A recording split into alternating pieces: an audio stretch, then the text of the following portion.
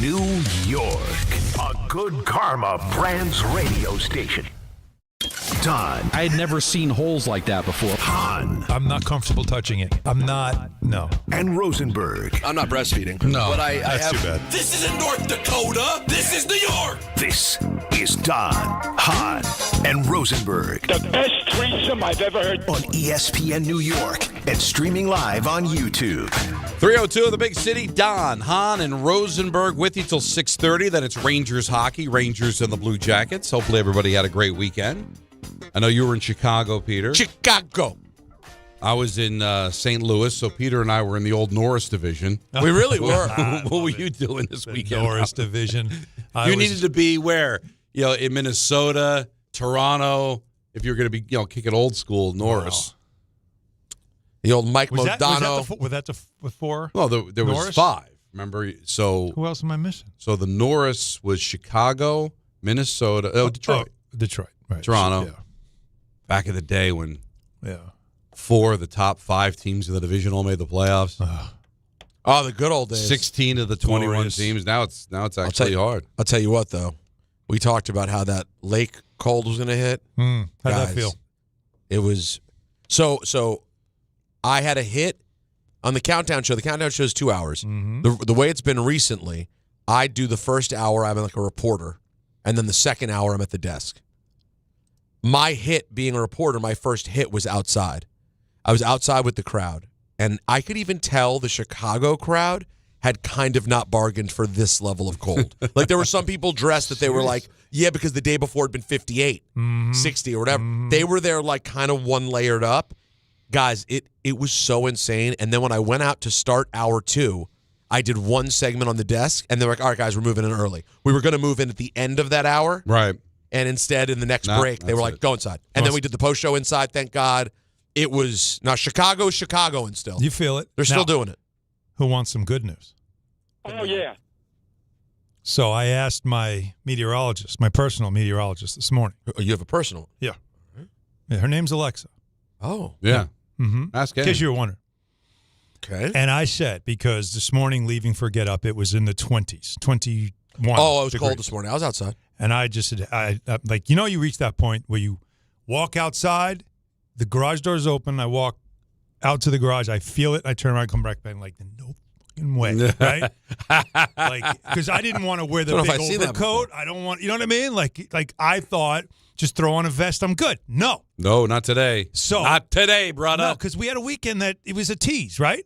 Yeah, that's what it was. I then finally said, Alexa, and I might have used a choice word within it. I said, when are we getting warm weather? And her response was, oh, this is deep. Today will be the last cold day until next winter. That's what we were told. Yeah. Ooh. They said it on that.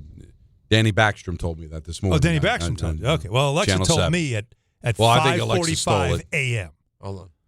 I'm gonna. Now, can we try to get confirmation? So the last You wanna below confirm it's yours? freezing. I guess officially the last below freezing of the season. Hey, Gemini, is it true that? No, I shouldn't use that. What's the ESPN AI? Let me use the Disney AI. Well, all I'm going to say is this: Are you I'm breaking guys the ready? rules. Are you ready for 60-degree weather? Because Yes. it's coming, just in a couple of days. That's what was so glorious when I was in St. Louis Friday. It was 73, walking to the arch. I'm like, I can't wait for this. I can't wait for this back home. Well, it's coming. Next week. Coming. By the weekend, 60 degrees. Book it. Just like Don LaGreca said, Knicks are beating the Spurs. Didn't I say? Book it. Book it. According to an unnamed AI, All right. it says it is not the last cold day of the season. Well, define cold. That's Lies! I think below freezing is probably the better way to put it. You think it's the last day below 32 till next year? That's the claim, yeah. That's what, okay, because tomorrow, high 39, then high 52. Yeah, there you go. That's what we like. But now tomorrow still has a low of 25. Okay, well, listen, when the sun goes down, all bets are It off. doesn't count. Overnight doesn't count. Peter. Next Wednesday, 52, 67. Now, we're talking about the Come on, roof this now. is what I mean now. You're talking about a roof conversation. Oh, yeah. Yeah, You know roof what? conversation. You know what? Even if we And- get a little precipitation, I still might grab an Yeah, why umbrella and go not? up on the roof. And you know what? I mean, the fact of the matter is by then we're talking about it's like March 9th. Like, yeah, you can have a 60-day. Up It happens. on the roof. Alan mentioned it. I told you they were going to beat the Spurs. Called it. Book it. Mm-hmm. Now, you got a little basketball on me last week. Like, listen, it's a long road trip and all that. Like, the Spurs can be had. Mm-hmm. But I was coming from the angle of this is what the Knicks do.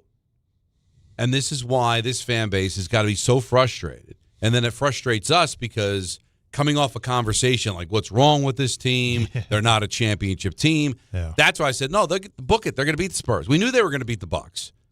They beat them up fairly thoroughly, like they should have without Giannis. And they got lucky because Giannis is coming back tonight or whenever they're playing the Celtics. I don't know if it's tonight or tomorrow. Tonight. Yeah, I think it's tonight. So they just missed having to deal with Giannis. Probably would have beat him anyway. Yeah. And then the Spurs, like, oh my God, the Spurs are good. Spurs have won 11 in a row. But we've seen this team all year rise to the occasion against certain teams, and unfortunately, sometimes not against other teams. And it just confuses you. It baffles you exactly how good is this team. Are they inconsistent? Do they play with their food, as Peter likes to say? Or does it really just come down to matchups? Because listen, 3 games against the Spurs, 2-1, and the one game they blew a lead, very easily could have won all 3 games against them. Game. So do they just match up well with the Spurs and just don't match up well with Detroit? Mm-hmm. That's how it feels. Yeah. So let's come to a consensus here. Okay. Are they maddeningly inconsistent, or are they just, hey, certain teams they just don't match up with? Can I say yes? Meaning both? Answering both is like that's not an either or. That's pretty much describing them and a lot of teams in the NBA, Don. Yeah. Like my takeaway is simply this, because we already know. We know their ceiling. We know their floor. It's a wide gap, but we know it. We've seen it. They are 14-4 in their last 18 games. It's amazing how much we amplify the 4 instead of the 14, isn't it? Yeah. The 4, and we're all, guilty of it, because the 4 are the ones that, you really don't understand, like, how did you play that poorly against Detroit? But I think matchups are a real thing. And they match up well with this Spurs team, which is a really good team. The Knicks defense, however, they just know matchups. They play better against them. And that's why if you're a Knicks fan and you find a way to get past Detroit, boy, if the Spurs get out of the West, which is not crazy, remember, they're 4-1 against OKC. Mm-hmm. So the Spurs are the same thing as the Knicks are, right? In that matchup, the Spurs just are a tough matchup for the Thunder. So if that happens, the Knicks would be the favored team in the NBA Finals if they meet. That's a fact because of what we've seen this season. They should be 3-0. They were up 19 in the game they lost. Julian Champagnie went crazy from three-point range in that game. You won't see that often. But the Knicks play well against the Spurs. They would go into that series feeling confident. So now you're watching the West to see matchups, and we're going to see the Knicks against OKC now over these next couple of weeks. But now, like, you're almost rooting for it. If you can get out of the East and the Spurs are left standing, you got a good shot at winning an NBA championship. But this is what makes it maddening for me, is that, when the Knicks lose to Detroit, it's just a regular season, and then the Knicks really aren't showing Detroit anything. Detroit wants it more. But then when the Knicks own the Spurs, can't the reverse be said? I don't buy that. I think that it's a matchup issue. I've watched the Spurs want to win every one of these 11 games, including one in Toronto. They were down 15. Mm. Second half, could have easily just mailed it in. Game in Toronto, you're on a long road trip. That's the game they could have mailed in. Didn't. Battled all the way to the end. So what happened Sunday later in the game, but it was really more the 19-0 run, where once the Knicks started making shots, their defense was already good from the start of the game. They just defensively match up well. It is about matchups. But I know I get what you're saying.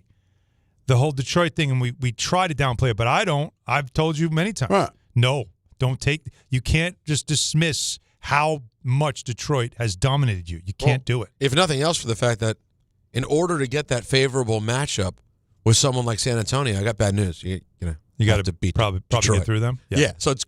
That's why I said. How are you not? It's a major if. So I guess what's the Celtics Pistons record this year? Well, that's a great question. Is there a world in which the Celtics can take the Pistons out for you, and then you get the Celtics, who you match up more favorably, or even Cleveland? Like who knows what? But you never know what's going to happen. Yeah. But by the way, while I'm looking this up for you, Peter, Thank you.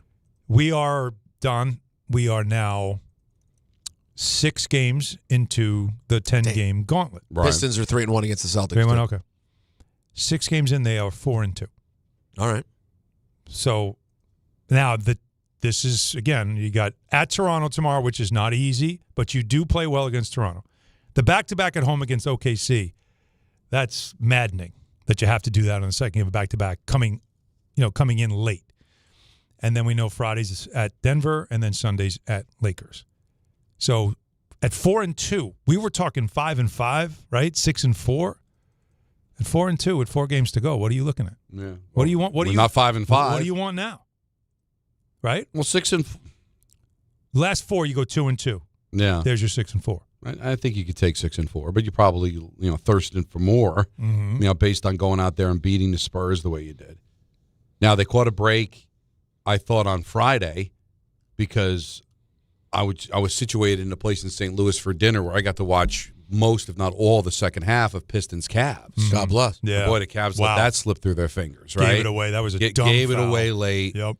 So now you got a game and a half lead on the Cavs for that 4 seed, well, remember, 2 in the loss. 2 in the loss, and you own the tiebreaker already. So it Right. really is virtually 3. So now you're getting to where you could feel pretty good about it. And listen, you still have time 2 back to of be able Boston. to make up the ground on Boston. You're 2 back in the loss column of Boston. And Boston plays right,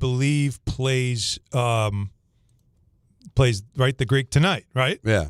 As I said? Yes. And anticipation of the Bucks have played well. They did not play with the Knicks, on Friday.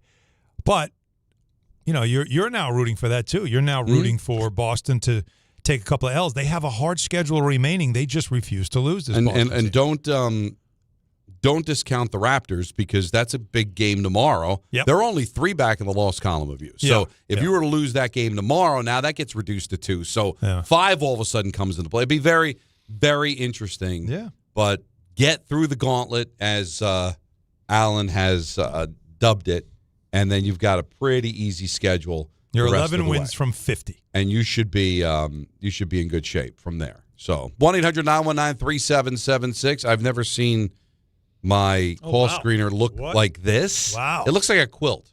It does look like a quilt or a little argyle. Yeah, so Peter, have you ever seen this before? I'm not sure what. No, that's neat. That's actually neat. It's kind of cool in a way.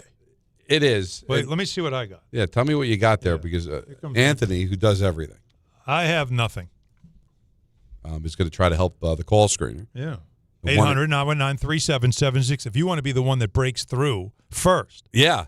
On this newfangled Argyle call screener. But let's hear. The Argyle call screener is wild. Yeah. Let's hear from Mike Brown. He says he was impressed by the team's D. Our defense has gotten better. So to start the game, they had got out in transition. I think 11 of their first 19, the way we charted, 11 of their first 19 points were in transition. And so our guys did a better job of cleaning that area. And then once that happened, and we started taking the right shots, you tell our guys, hey, let that thing fly. Once we started letting it fly, then good things started to happen. Now, you probably know this off the top of your head, but how have they played on nationally televised games? It feels like Yes. Yeah. Lately, too. I go back to Christmas Day. Now, the Detroit game, not good. Yeah. That was national. That was a bad game. But that was Amazon, wasn't it? I don't want to disrespect. Wow. Amazon. You are, though. You did, though. But I'm talking. You mean real national TV? Well, I'm just. Like I can turn the channel. But that was Amazon, but MSG also called the game. But what I'm saying, when they've been on ABC, they've done well. Yes. Right? Yeah. The Saturday night, the Rockets game that they came back, won that game second half, was a terrific game. That was exactly. ESPN Saturday night. And what was prime? Pistons Knicks was prime. Yeah. Yeah, that's what I'm saying. Amazon. And I'm sorry, I'm not going to count that. If MSG's if we're going side by side, you're going side by side with an app. Yeah. In New York. Yeah. In this economy? Well, no. It's just when you hear the Yankee fans complain when they're on Prime. In New York, you got MSG or an app, the app's losing. Out. Big. That is a fact. I I hate so. to say it. But Although they do, I got to be honest, they do a good job. Oh, yeah. Because Good broadcast. I don't know. I swear to God. Listen, to the good Lord up above. Sure. I'm sticking with DirecTV, even though they punch me in the privates every couple of weeks. All right? The day of that Piston game, for whatever reason, I had to reset the DirecTV, which means you got to take down that little door, and then you hit the little red button, and then it tells you in just a few seconds, which ends up being 15 minutes. Oh. So I went to the app to watch the end of the Piston game. Right. But by the time I figured that out, the game had already ended. Oh, boy. So I started watching the second game of the doubleheader. I think it was Celtics and the Warriors, maybe? Yep, that sounds about right.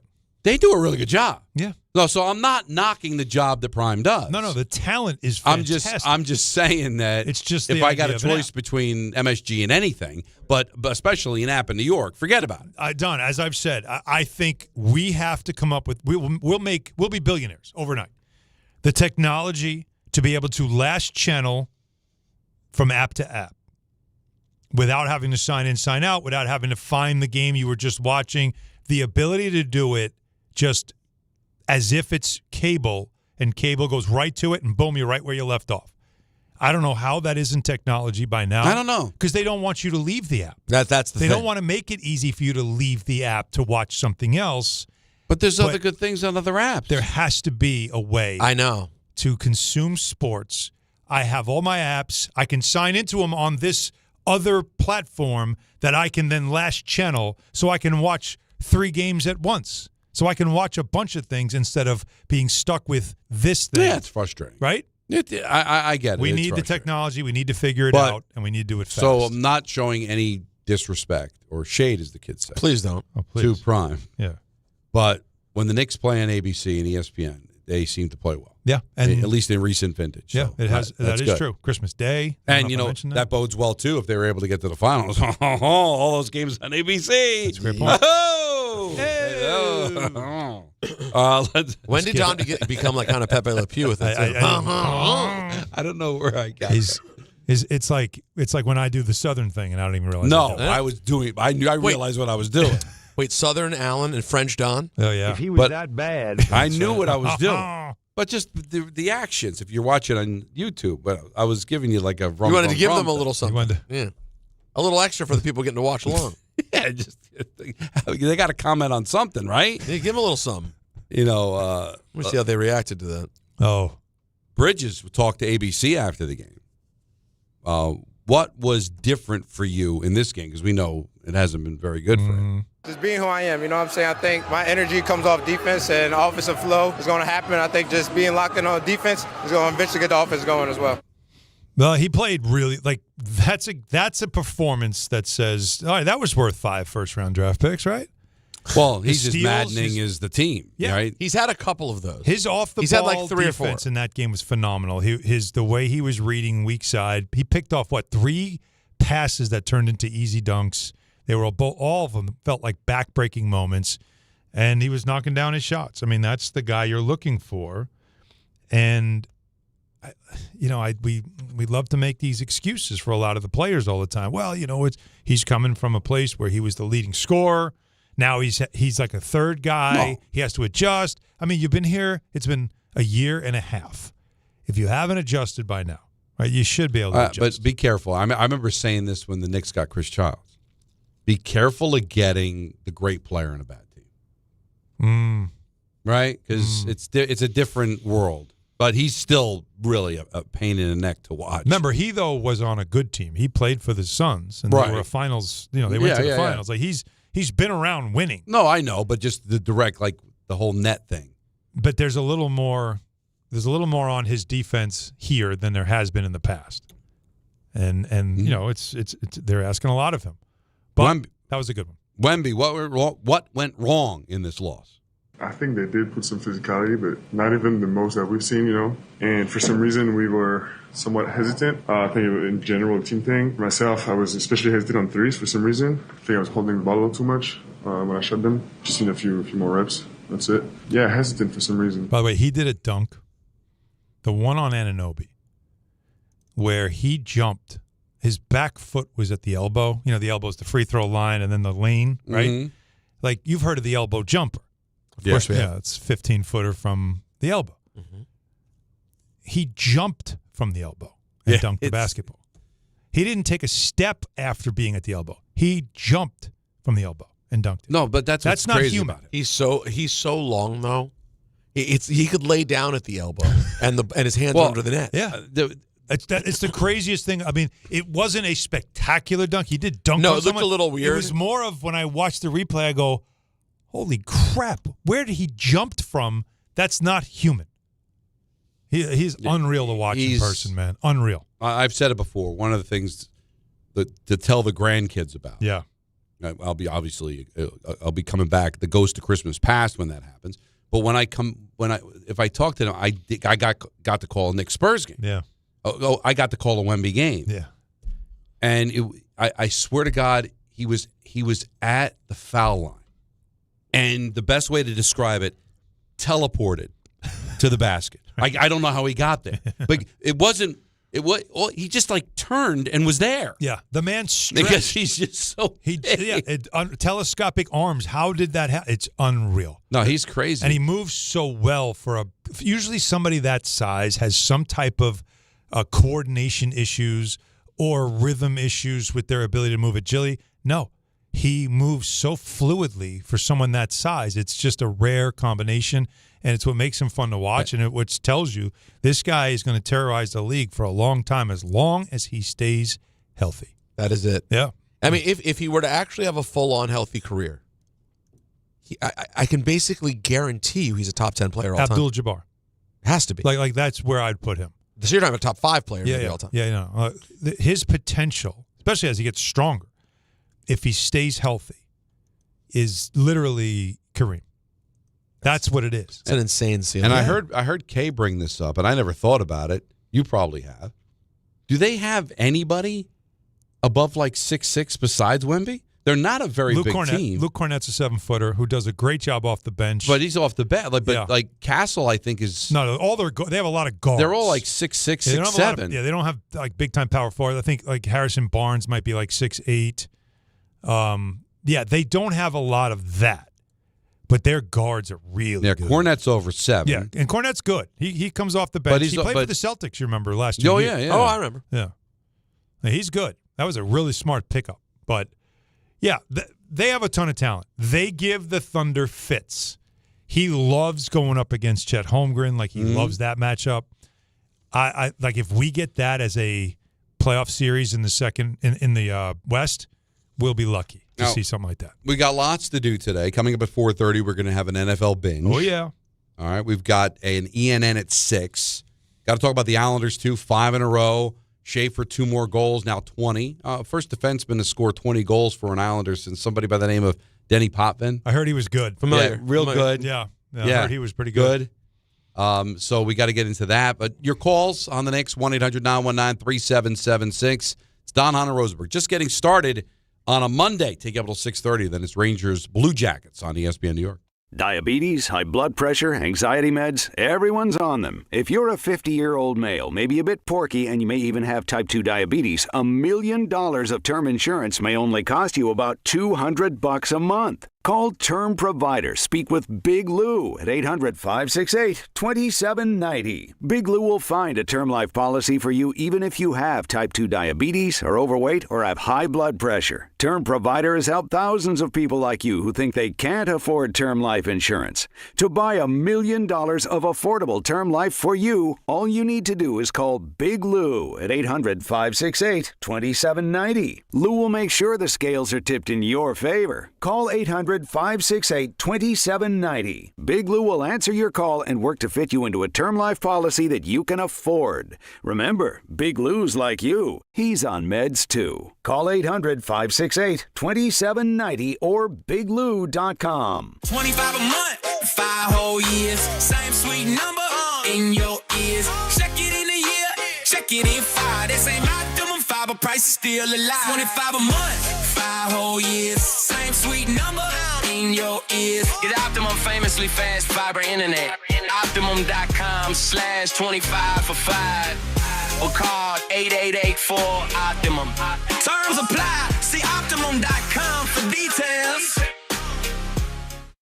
You don't just ski, you dominate. You don't just ride, you conquer. At Killington, the Beast of the East, we fuel your adventure and ignite big mountain dreams. Be the Beast. Experience Killington, an Icon Pass destination. Listen, I know the mentality. You try to play through pain and walk it off. Push through one more day. But when it comes to neck pain, back pain, sciatica, or nerve pain, that's a losing game. That's when you call Dr. J. Shaw at Sandwell Pain. Dr. Shaw is one of New Jersey's top pain specialists, Ivy League trained, double board certified, and he focuses on non-surgical solutions that get real results. No cuts, no downtime, no dependence on pain meds. He builds you a custom game plan for you so that you can move better, feel better, and live pain-free. Same day or next day appointments are available. Visit SandwellPain.com. Stop managing pain. Start beating it. At Uline, the prevailing opinion is if you don't live it, you don't believe it. The people at Uline believe in hard work, and they live it by being there 24/7 to answer your call, having 41,000 items in stock, and offering same-day shipping from 12 locations across North America. Business owners, sellers, buyers, shippers, and packers believe it. Uline is the hard-working, dependable source for your shipping and industrial supplies. Visit uline.com. College basketball is nonstop. Big games, tight spreads, momentum swings every night. And now FanDuel is giving you a way to turn that energy into even bigger wins with a college basketball parlay profit boost. Here's how it works. Build any college hoops parlay you like. The early tip, the rivalry game, the ranked matchup, the late night West Coast shootout. Mix spreads, totals, props, whatever fits your read of the slate. Then just apply your profit boost and instantly bump up that potential payout. Go safe, go spicy, go with the team you've been following all season. It's your parlay, your style, now with more upside behind it. Head to FanDuel.com/local to get started. FanDuel, play your game. 21 plus and physically present in New York. Opt-in required. Minimum 2-leg parlay required. Bonus issued as non-withdrawable boost builder tokens. Restrictions apply, including any token expiration and max wager amounts. See terms at sportsbook.fanduel.com. Start with a gambling problem? Call 1-877-8-HOPE-NY or text HOPE-NY 467-369. And now let's take a look at the traffic with Brandy Scott. Hey there, guys. Good afternoon. If you're heading inbound at the George, stick with the lower deck if you can. Upper levels still have some afternoon roadwork in the right lane and an earlier crash involving a tractor-trailer that sat there for a while. Going to run you about 30 to 40 minutes. Heaviest ride to the outbound George Cross Bronx westbound, bumper to bumper from the Bronx River Parkway through to underneath the apartments. Outbound Lincoln will run you about 10 to 15 minutes. Outbound Hull, not too bad, just about a 5-minute ride. Slow crawl on the BQE eastbound in Brooklyn by the Williamsburg Bridge. Broken down 18-wheeler in the left lane. Delays there. Go back onto the inbound Gowanus. 80 westbound in Jersey. Take it slow by the Parkway in Saddlebrook. Crash out there blocking the center lane. This report is sponsored by the New York City Department of Transportation. Speeding ruins lives. Drivers, watch out for pedestrians and cyclists and slow your turns to less than 5 miles an hour. I'm Brandy Scott on 880 ESPN New York. This is the story of the one. As a maintenance tech at a university, he knows ordering from multiple suppliers takes time away from keeping their arena up and running. That's why he counts on Grainger to get everything he needs, from lighting and HVAC parts to plumbing supplies, all in one place. And with fast, dependable delivery, he's stocked and ready for the next tip-off. Call 1-800-GRAINGER, click Grainger.com, or just stop by. Grainger, for the ones who get it done. With Progressive Customer Service, there are lots of ways to connect with us, so you never have to miss a second of your favorite sport. Because you'd much rather watch a ball go through a net 124 times in 48 minutes when you don't really have to pay attention until the last 2, and then somehow those 2 minutes will take an hour. You don't want to miss all that.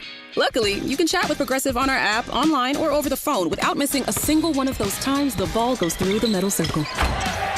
Progressive Casualty Insurance Company, affiliates, and other insurers. Not available in all states or situations.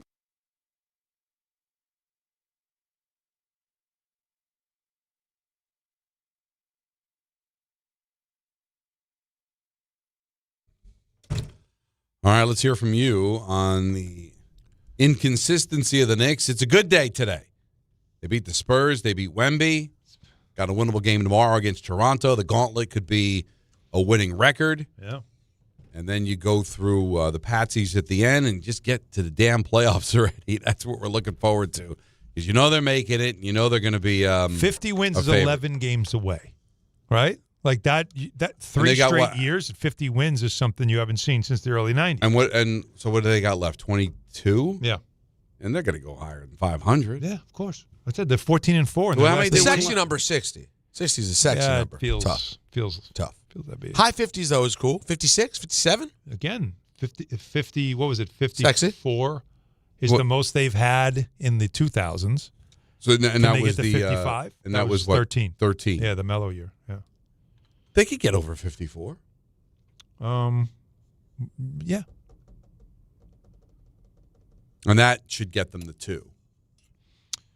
Got to watch the Celtics. They Celtics refuse to lose. Don't lose to the Raptors tomorrow either. No, they don't suck them into the conversation. No, I don't think you will. I don't. But even if you did, I mean, you still have a 2-game and a loss column lead on them. But I just don't trust Cleveland. I think Toronto's still young and shows it. Philadelphia lays in the weeds, but that Embiid stuff, you just never know. Is he available? Is he not available? The team that you worry the most about is Detroit. And as I said, they have something about beating you that's personal. But they play at a playoff intensity now. And the only thing that people in the league are wondering is when everybody else ramps it up to playoff level, can Detroit take it to another level, or are they already? You know what I mean? Like that's something That's why to you also watch. You don't know. watch. You just don't know. Welcome to the world of parity, and I like this about the NBA. Okay. I mean, I don't like it that it hasn't gone to the point where like anybody could win, but you're having a conversation about. You're really having a decent conversation about the Knicks, obviously the Pistons. So that's 2 teams. You want to go Celtics, you want to go Cavs. That's 4.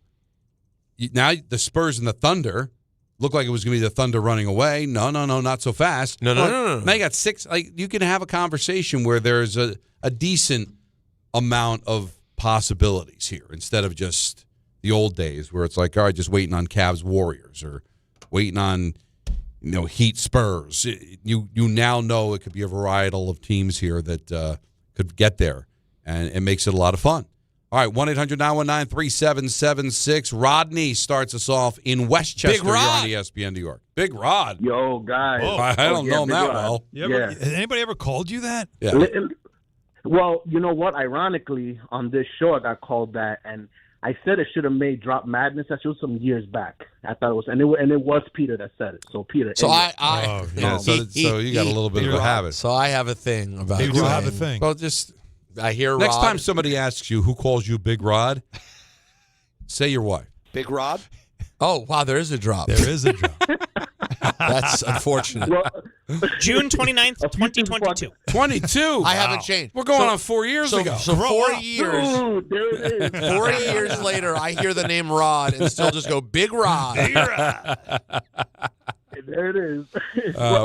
There it is. All right. I got some funny stuff to say.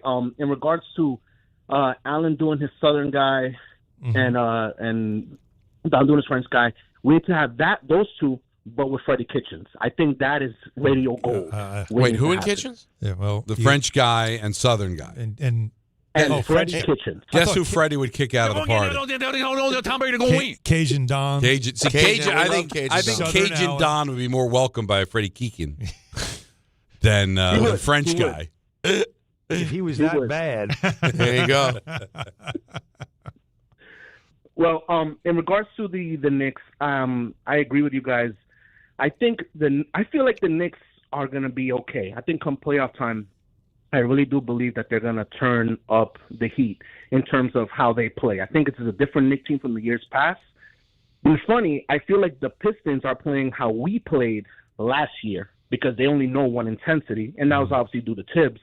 I think this time around, I do think it's different. And I feel, guys, and I'm not a big Cat guy, I'll be honest with you, but I do feel like Cat playoff time is going to surprise us. I think he's going to have some big games. Okay. And I think what we have to do as that. fans is kind of adjust. We have to adjust our thoughts on what Cat is. Like, yeah, he's a guy that can go off for a lot of points, but it's the other stuff that he does that can help us win games. And I do feel that come playoff time, this team is going to put it together. Hopefully, against the Pistons, if we do meet up with them, and if that does happen, we prevail. But you know what? Real quick, Alan, I remember the days when I used to be on YouTube with Knicks Film School and KFTV, and we were crying about Alonzo Trier and Damian Dotson, and you think about those days, and then you think of where we're at now. You dreamed Knicks of days fans like need to this. Look back, and we exactly enjoy these moments, enjoy this. Enjoy the fact that we have opportunities to actually be successful, and that's what you got to look at. And, guys, I'm just being optimistic. I know it's hard as a New York sports fan to do that, but it is important. Big Rod out. Love you guys. That's great. He's owning this. Why not? We do this, though. And again, I'm guilty of it as much as anybody, but it is true, is that 18 games, they've lost 4, and those 4 get magnified because we're looking for reasons why we should stop believing. It's the way to protect ourselves, right? But every team has flaws. We talk about the Denver Nuggets in NBA circles like a true contender because they have Jokic and they've already won a championship in recent vintage. But when I watch them, they've got all kinds of flaws. All kinds of flaws. They've actually struggled lately. But because we don't watch them every day like we watch the Knicks every day here in New York, we only see flaws. And we want to point to them as reasons why not to believe. But they are a team that very much is in the hunt. And the only thing keeping us from truly believing it is the fact that the one team ahead of them that you worry about is the one team that they have not been able to beat. And that's why I think people get crazy about what happened against the Pistons is because they do believe in this team. But what does it matter if there's a team ahead of you in the conference? And they have your number, right? And they've slugged you 3 times. And then the Cav loss was magnified because it was like, come on, man. Awful game. Awful game. You know, why are you playing it? That they're handing you a win and you wouldn't take it. They're crawling up your back. So those are the things. I think it's because fans have a reason to believe.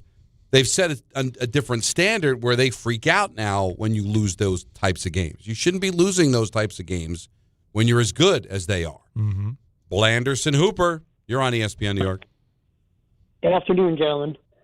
What's up? I just wanted to say, first of all, the two points. One, this is what's so maddening about this Knicks team, is that you go into every game and you have no idea if they're going to win or lose. They have the ability to win and play great. They have the ability to just stink it up and just play horrible. But when I spoke to you guys last week, one of the things I mentioned was the inconsistency of Mikal Bridges. And I think that was on display this weekend. Yeah, Friday night I tweeted at Alan, I think it was halftime. I think the Knicks had 77 points at halftime, and Bridges was like 1 for 2 for 2 points. Mm-hmm. He finished with like 10 points, didn't shoot a 3, had like 6 assists, but not a good game. And then yesterday, he dominates. 25 points, 5 steals, hits 5 3-pointers.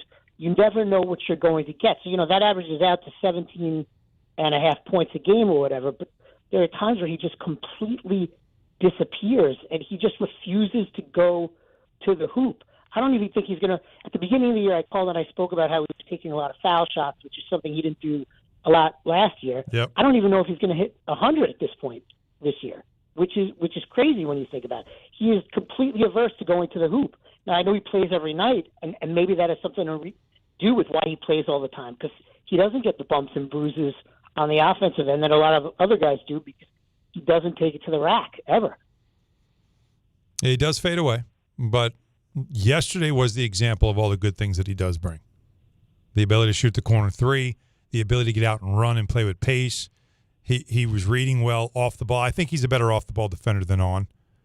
Yeah, he's not a point of attack. No, is not what good he should point be of attack. doing, but You're right. They've got Anunoby doing that. So yeah, and they've got others who can do it now too, including Alvarado. Right? They've got, and if they can get McBride back, that one more guy, and you can then say that leave Bridges off the ball as a read and react safety rather than the corner who has to cover the wide receiver if you want to use NFL lingo, right? Like it's just better sometimes if you can just be the free safety that's reading defenses and using your instincts and athleticism to do it. He did that, I thought, wonderfully against the Spurs. So all things that are up to the head coach to start tinkering with and figuring out as you go forward. Thanks a lot, Blanderson for the call. That's Do right. we know where he's from? Not Branderson. Blanderson Hooper? Yeah. It's of course not his real name. He has a Knicks podcast. I see. Blanderson does? Yeah. That's sort of his social media. Anthony just puts it up as Blanderson Hooper. Well, no, it is definitely his social media name. That part I knew. Yeah. I don't know where he's from. I was just kind of curious where he's from. Yeah, I can't believe that's his real name. I think it's more of a... You don't think his family named him Blanderson Hooper? All right. Well. All right. More calls. Also, Johnny from Staten Island wants to show us how to watch apps.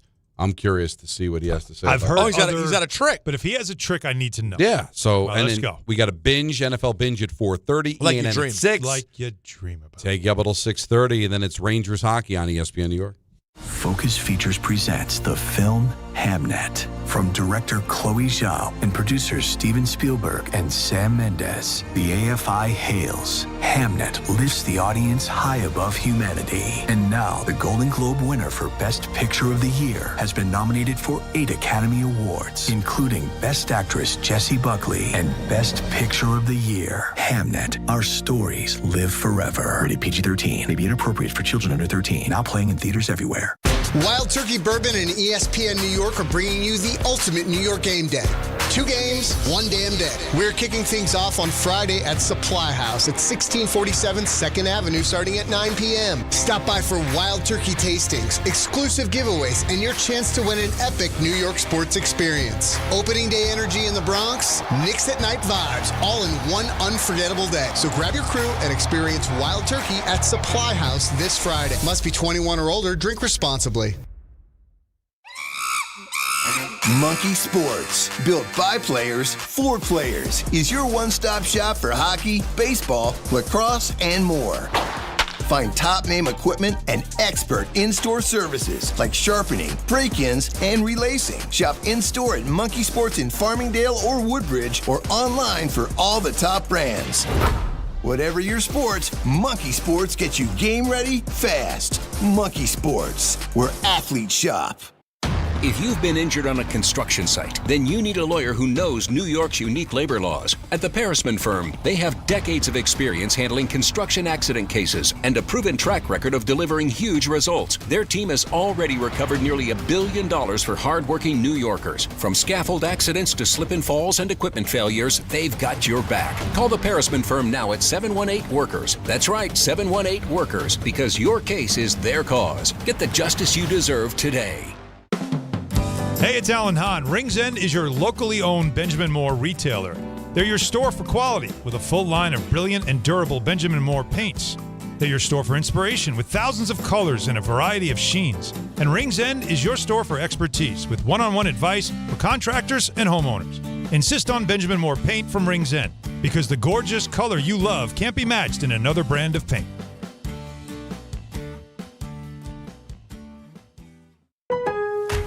Want consistent color for every job? Milo's Pro Rewards members get a 20% paint discount on future purchases after paint annual qualifying spend reaches $3,000. Plus, order eligible in-stock paint and paint supplies by 2 p.m. for free same-day delivery by 8 p.m. Improving is easy at Lowe's. Excludes spray paint and mist tints. More exclusions, terms, and conditions apply. Subject to change. Details at Lowe's.com/terms. Same-day delivery valid in select zip codes. Subject to driver availability. Details at Lowe's.com/same-day delivery. My name is Whitney Allen, and I'm a widow. My husband, Ryan, died. We never thought we'd ever have to use life insurance, but the unexpected happened. With Ethos, signing up was fast and 100% online. You can get a quote in seconds, apply in minutes, and get same-day coverage. No medical exams, and you can get up to $3 million worth of coverage. I'm grateful we were prepared. Get your free quote at ethos.com/game. That's ethos.com/game. Paid spokesperson. Time spent on application may vary. Online health questions required. On eBay, every find has a story. Like if you're looking for a vintage band tee, not just any tee, the band tee. You wore it everywhere until your best friend stole it. Now you're on eBay, and there it is. Same tee from the same tour. The things you love have a way of finding their way back to you, especially on eBay. Where else can you find that mint trading card you searched everywhere for, or your first car, the one you wish you never sold? It has to be eBay. Shop eBay for millions of finds, each with a story. eBay, things people love. Want consistent color for every job? Milo's Pro Rewards members get a 20% paint discount on future purchases after paint annual qualifying spend reaches $3,000. Plus, order eligible in-stock paint and paint supplies by 2 p.m. for free same-day delivery by 8 p.m. Improving is easy at Lowe's. Exclude spray paint and mist tints. More exclusions, terms, and conditions apply. Subject to change. Details at Lowe's.com/terms. Same-day delivery valid in select zip codes. Subject to driver availability. Details at Lowe's.com/same-day delivery. Friday, March 20th at Pickleball Heaven in Medford, Long Island. Play with them, play against them, and we didn't change the name. It's still Pickleball Madness. Meet Rick DiPietro and see his hot, sexy body and play pickleball with him. Watch college basketball with him. What a treat that'll be. Get to play pickleball with Rick and Dave, and it's going to be great. Tell him how to sign up, Dave. All you do, there's a little tile on the ESPN New York app. Click on that tile, it'll lead you to how you can join, and away you go. Pickleball Madness is brought to you by Pickleball Heaven and ESPN New York.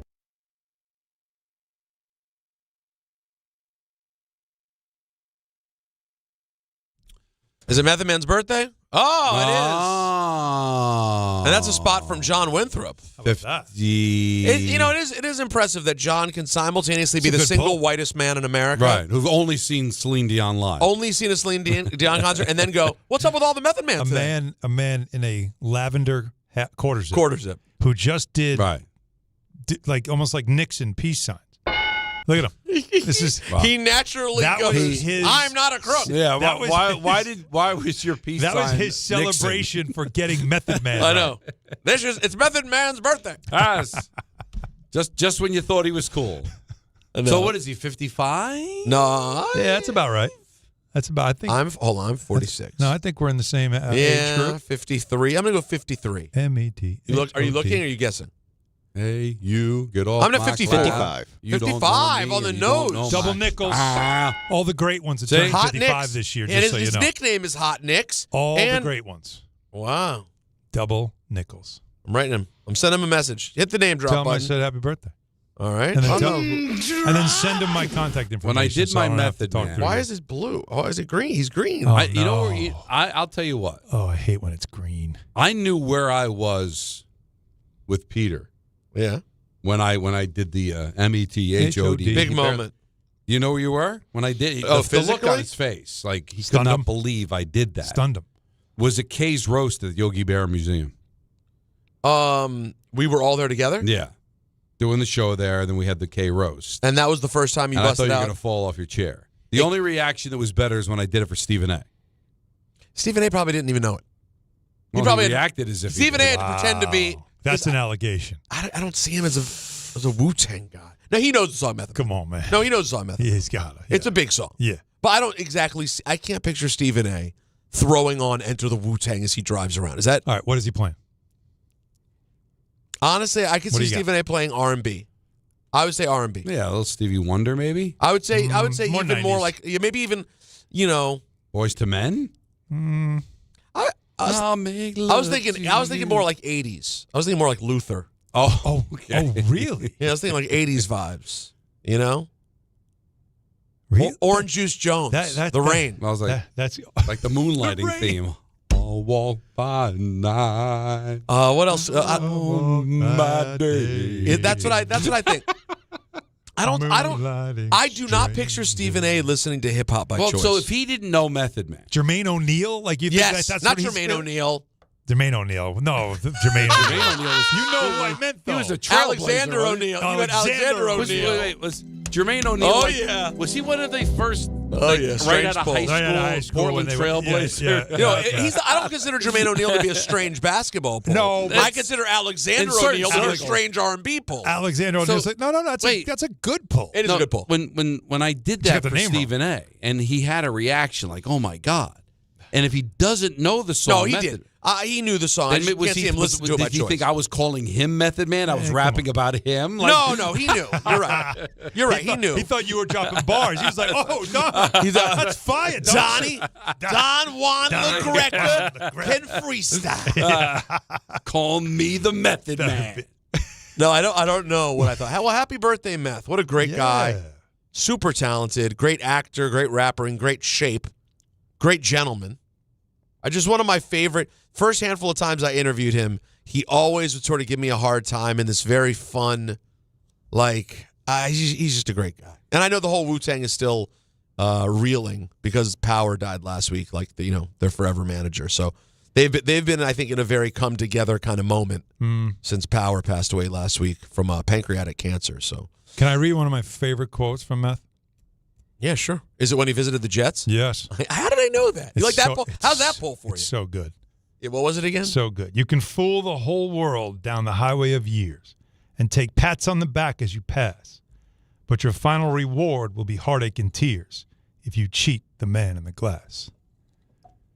Oh, we have the cut? Let's hear from Matthew. I already read it. All right, I want to do a quote from Bill Parcells. You can fool the whole world down the highway of years and take pats on the back as you pass, but your final reward will be heartache and tears if you cheat the man in the glass. Jets on 3, 1, 2, 3. Jets! Man, and that was the best of time. It never got better than that. That was that in heading into Rodgers' of course it first was. year? Yes, that was Camelot. It was Camelot. Man, the Jets have some great fans too. Well, no, as far as like cool celebrity fans. Yeah. Well, what Kevin James and you go to. I wouldn't start Kevin James, but sure. I mean, I'm just trying as they pop into my head. I know. I got to rank them now. Well, for Method you? Man would have been a good start. We just said we were just talking about it. Q-Tip, of course. Yeah. Yes, Q-Tip. Yeah. It was big. James Gandolfini Gandolfini was a big one. Yeah. Fife Dog, Adam who's no longer with us. Yeah. Sandler. That's right. I mean, Greeny might be Adam Sandler might be the biggest. You went Greeny, such a kiss, you know. Wow. Can he help you? He can't help you at all. Hold on, but Greeny, we're not going to act like he's not a fan. We're not going to act as if Greeny, when it comes to the Jets, is a journalist. He's not a journalist when it comes to the Jets. He's a fanboy. I know, but you got on me for Kevin James, and then you pull Mike Greenberg? I think he's not wrong. He's just, and I love Greeny. Man. He's not wrong. I think Greeny's bigger than Kevin James. Kevin James. Yeah. Come on. Listen, I love you. No, I do. In a respected, in like the quality of his star. I believe the quality of Greeny's star is higher. Well, Don't you put did me it in a then. place. You're the one who did Don't it, put me in a not place me. where now I'm going to have to debate and try to devalue Mike Greenberg. I think the value of his star is higher. Kevin James? I think Kevin James is kind of punchliney. Is that bad? Like, I think Kevin James is kind of. Would you prefer Ray Romano? Romano's good. Ray Romano's good. By the way, it's funny. Ray Romano and Kevin James very similar. Not like the best ever film careers, but really good television careers. I believe, though, that Ray Romano, for whatever reason, in my brain, I respect him more as an actor than Kevin James. Well, because Kevin James never really, I don't know if you want to talk about the Sean Payton movie as drama, but he's never taken on any real serious Was roles. Kevin James Paul Blart? Yes. That's the problem. That's the tough thing to bounce back from. But I'm going to be honest. That's. But even Ray Romano was in The Irishman. No, he's had. I watched a Ray Romano drama from like a year ago about him being just like a hardworking father in Queens. He's good. He's like a really good dramatic actor. I don't see that from Kevin James, respectfully. Matthew Modine. Well, you all right with that? Hold on. You know what? For the younger people out there, younger people watch Stranger Things. He's Papa. I know, but he was also in Full Metal Jacket. I mean, we're not. He's literally in Stranger Things? Vision Quest. Yeah, he's Papa. So double reason. What? A very, very popular. Strange Paul. No, well, it's the song. It's the song. All right, Larry David. LD is a big Jets fan. Yeah. LD Fraud. But still, fraud Jets fan? Well, he also likes the Giants. But I thought Jets are number one for him. I think they are, but he also likes the Giants. But his number one team, the least fraudulent team for LD is the Knicks. Maybe the Rangers. No, he's a psycho Knicks fan. No, he's a really Loves good. The Knicks. You think he's a bigger Knicks or Rangers fan? I thought he was a bigger Jets fan, though. Remember, he's the one. No, he's a bigger Jet fan, but that was the whole thing where he was in the studio and he's like, Don, why didn't Kako play more in the second period? The Rangers flipped out on it. Like, they played it in the room. Like, they couldn't believe. Like, wow, he was Larry. Maybe it was surprising because it's hockey. But didn't he also was it with who did he argue with about a draft pick one time? To get he needed to know why. Well, no, he had reached out to McCagnon. Right, that's that they should have taken Lamar Jackson. Yes. Yeah, that and they should have. Pretty good idea. Huh? Obviously, would have been a good idea. Oh, they would have ruined him. Think he knew something, right? They would have found a way. John Favreau. Favreau also big a big Favreau fan. Yeah, I like that. It's a good one. Because he told me the one time we had him on that he gets together like with Kevin James and Ray Romano out in L.A.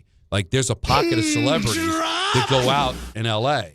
Just to do the Jets. When they watch games. Yeah, when they watch games. I'll tell you what. By the way, those nice 10 o'clock in the morning starts. You got Favreau. Can we start reaching Kevin out James to these gentlemen and start tapping into this? Be nice. Well, you're the one who bumps into people at the Garden. Let's be honest. You got to get aggressive. I'm going to be honest. I hate to put it on you. You got to get aggressive. Tracy Morgan invited me to his house. In fact, said, you don't need an invitation. Door's always open. Just walk in. And I'm like, really? I can walk in your house? Yeah, and how? I want it. Where's the address? Should I test that? Why not? That's what he's telling you to do. Like if he's like, whenever you want, you don't need an invitation. Just show up. Door's always open. And I'm thinking, I'm not worthy. I'm not worthy. If I call him on this, and there I am just at the door like, that'd be such a good bet. Tracy said anytime. Alan, he's such a good. Yeah, but he said anytime. Alan, I want to see the fish and the weird iguanas and stuff that he has. Wouldn't that be something? Just to walk in. Do it. Alan Hahn, man, what are you doing? You just told me anytime I wanted, and I'm around. I say that to a lot of people, man. That's what I would be afraid of. It's great. I bet it'd be funny. Nancy DVR'd the new TV show he's in. Tracy Moore. I couldn't. No. I just doesn't feel like I'd like it. What is it? What's it called again? Oh, it's got a big name. He's a former football player. It was. Anthony, what's the name again?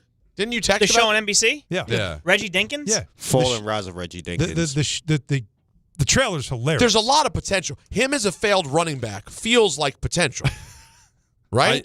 But I saw the commercial at nauseum during the Olympics, and I don't know. That's what it was. It didn't feel like it would be something I like, but it's on the DVR. Who knows? There you go. Maybe I'll try to get to it. More of your Nick calls. Got to get into the Islanders as well. 5 straight wins, and Schaefer, man, is just doing things that we have not seen. He's moving up the list on best athletes in New York. And also, one of our colleagues had something very interesting to say about him. I wanted to get Alan's reaction to it. Okay. It's Don Hahn Rosenberg taking up until 6:30. Then it is Rangers hockey on ESPN New York. You remember what it feels like to move without thinking about pain? To get up, sit up, walk, work, or live without that constant ache? If neck pain, back pain, joint pain, or sciatica took that away from you, it's time to get it back. I'm Bart Scott. Dr. J. Shaw at Sandwell Pain is the guy you need. Ivy League trained, double board certified, no surgery, no scars, no long recovery, just precise, image-guided, non-surgical treatments designed to get you feeling strong again. With offices in Woodbridge, Livingston, and Inglewood, and most major insurances are accepted, there is no reason to wait. Go to SandwellPain.com. Relief is closer than you think. 25 a month, 5 whole years. Same sweet number in your ears. Check it in a year, check it in 5. This ain't Optimum Fiber, price is still alive. 25 a month, 5 whole years. Same sweet number in your ears. Get Optimum famously fast fiber internet. Optimum.com/25 for 5. Or call 8884-OPTIMUM. Terms apply. See Optimum.com for details. Hey Yankees fans, 2026 Yankees individual game and group tickets are on sale now at Yankees.com/tickets. Next season's home schedule is highlighted by interleague games against the Dodgers, Braves, and Cardinals. As always, we'll host the annual series of games against the Mets, as well as baseball's best rivalry with the Red Sox. Don't miss out on all the exciting action in the Bronx. Get your 2026 Yankees tickets today at Yankees.com/tickets. If you've been injured in an accident that wasn't your fault, then you need a lawyer who knows New York's unique personal injury and workers' compensation laws. At the Parisman Firm, they have decades of experience handling all types of accident cases and a proven track record of delivering huge results. Their team has already recovered nearly $1 billion for injured New Yorkers. From construction to car accidents and slips and falls, they've got you covered. Call the Parisman Firm now at 718-WORKERS, where your case is their cause. Get the justice you deserve today. Texting enrolls you into recurring automated text messages. Consent not required to purchase. Message and data rates may apply. It's crazy to see how much everyone's changed at these reunions. Did you see Brian? He's in better shape than he was 25 years ago. How is that even possible? Yes, he told Tim he started taking Nugenix Total T2. The testosterone booster? Yeah, but he said it's way more than that. It also skyrockets nitric oxide in as little as 3 hours. Tim started taking it right away, and trust me, I've already noticed results. Wow, I might just have to go catch up with Brian. After 40, energy, strength, drive, it all starts going downhill. Feel like your old self again with Total T2. Stronger, leaner, and more energized. Just text ORDER to 369-369 for your complimentary bottle of new Nugenix Total T2, the next generation testosterone and nitric oxide booster. Text now and you'll also get a free bottle of Nugenix Thermo X, our most powerful fat incinerator. That's ORDER to 369-369. to 369-369. These statements have not been evaluated by the FDA. Product not intended to diagnose, treat, cure, or prevent any disease.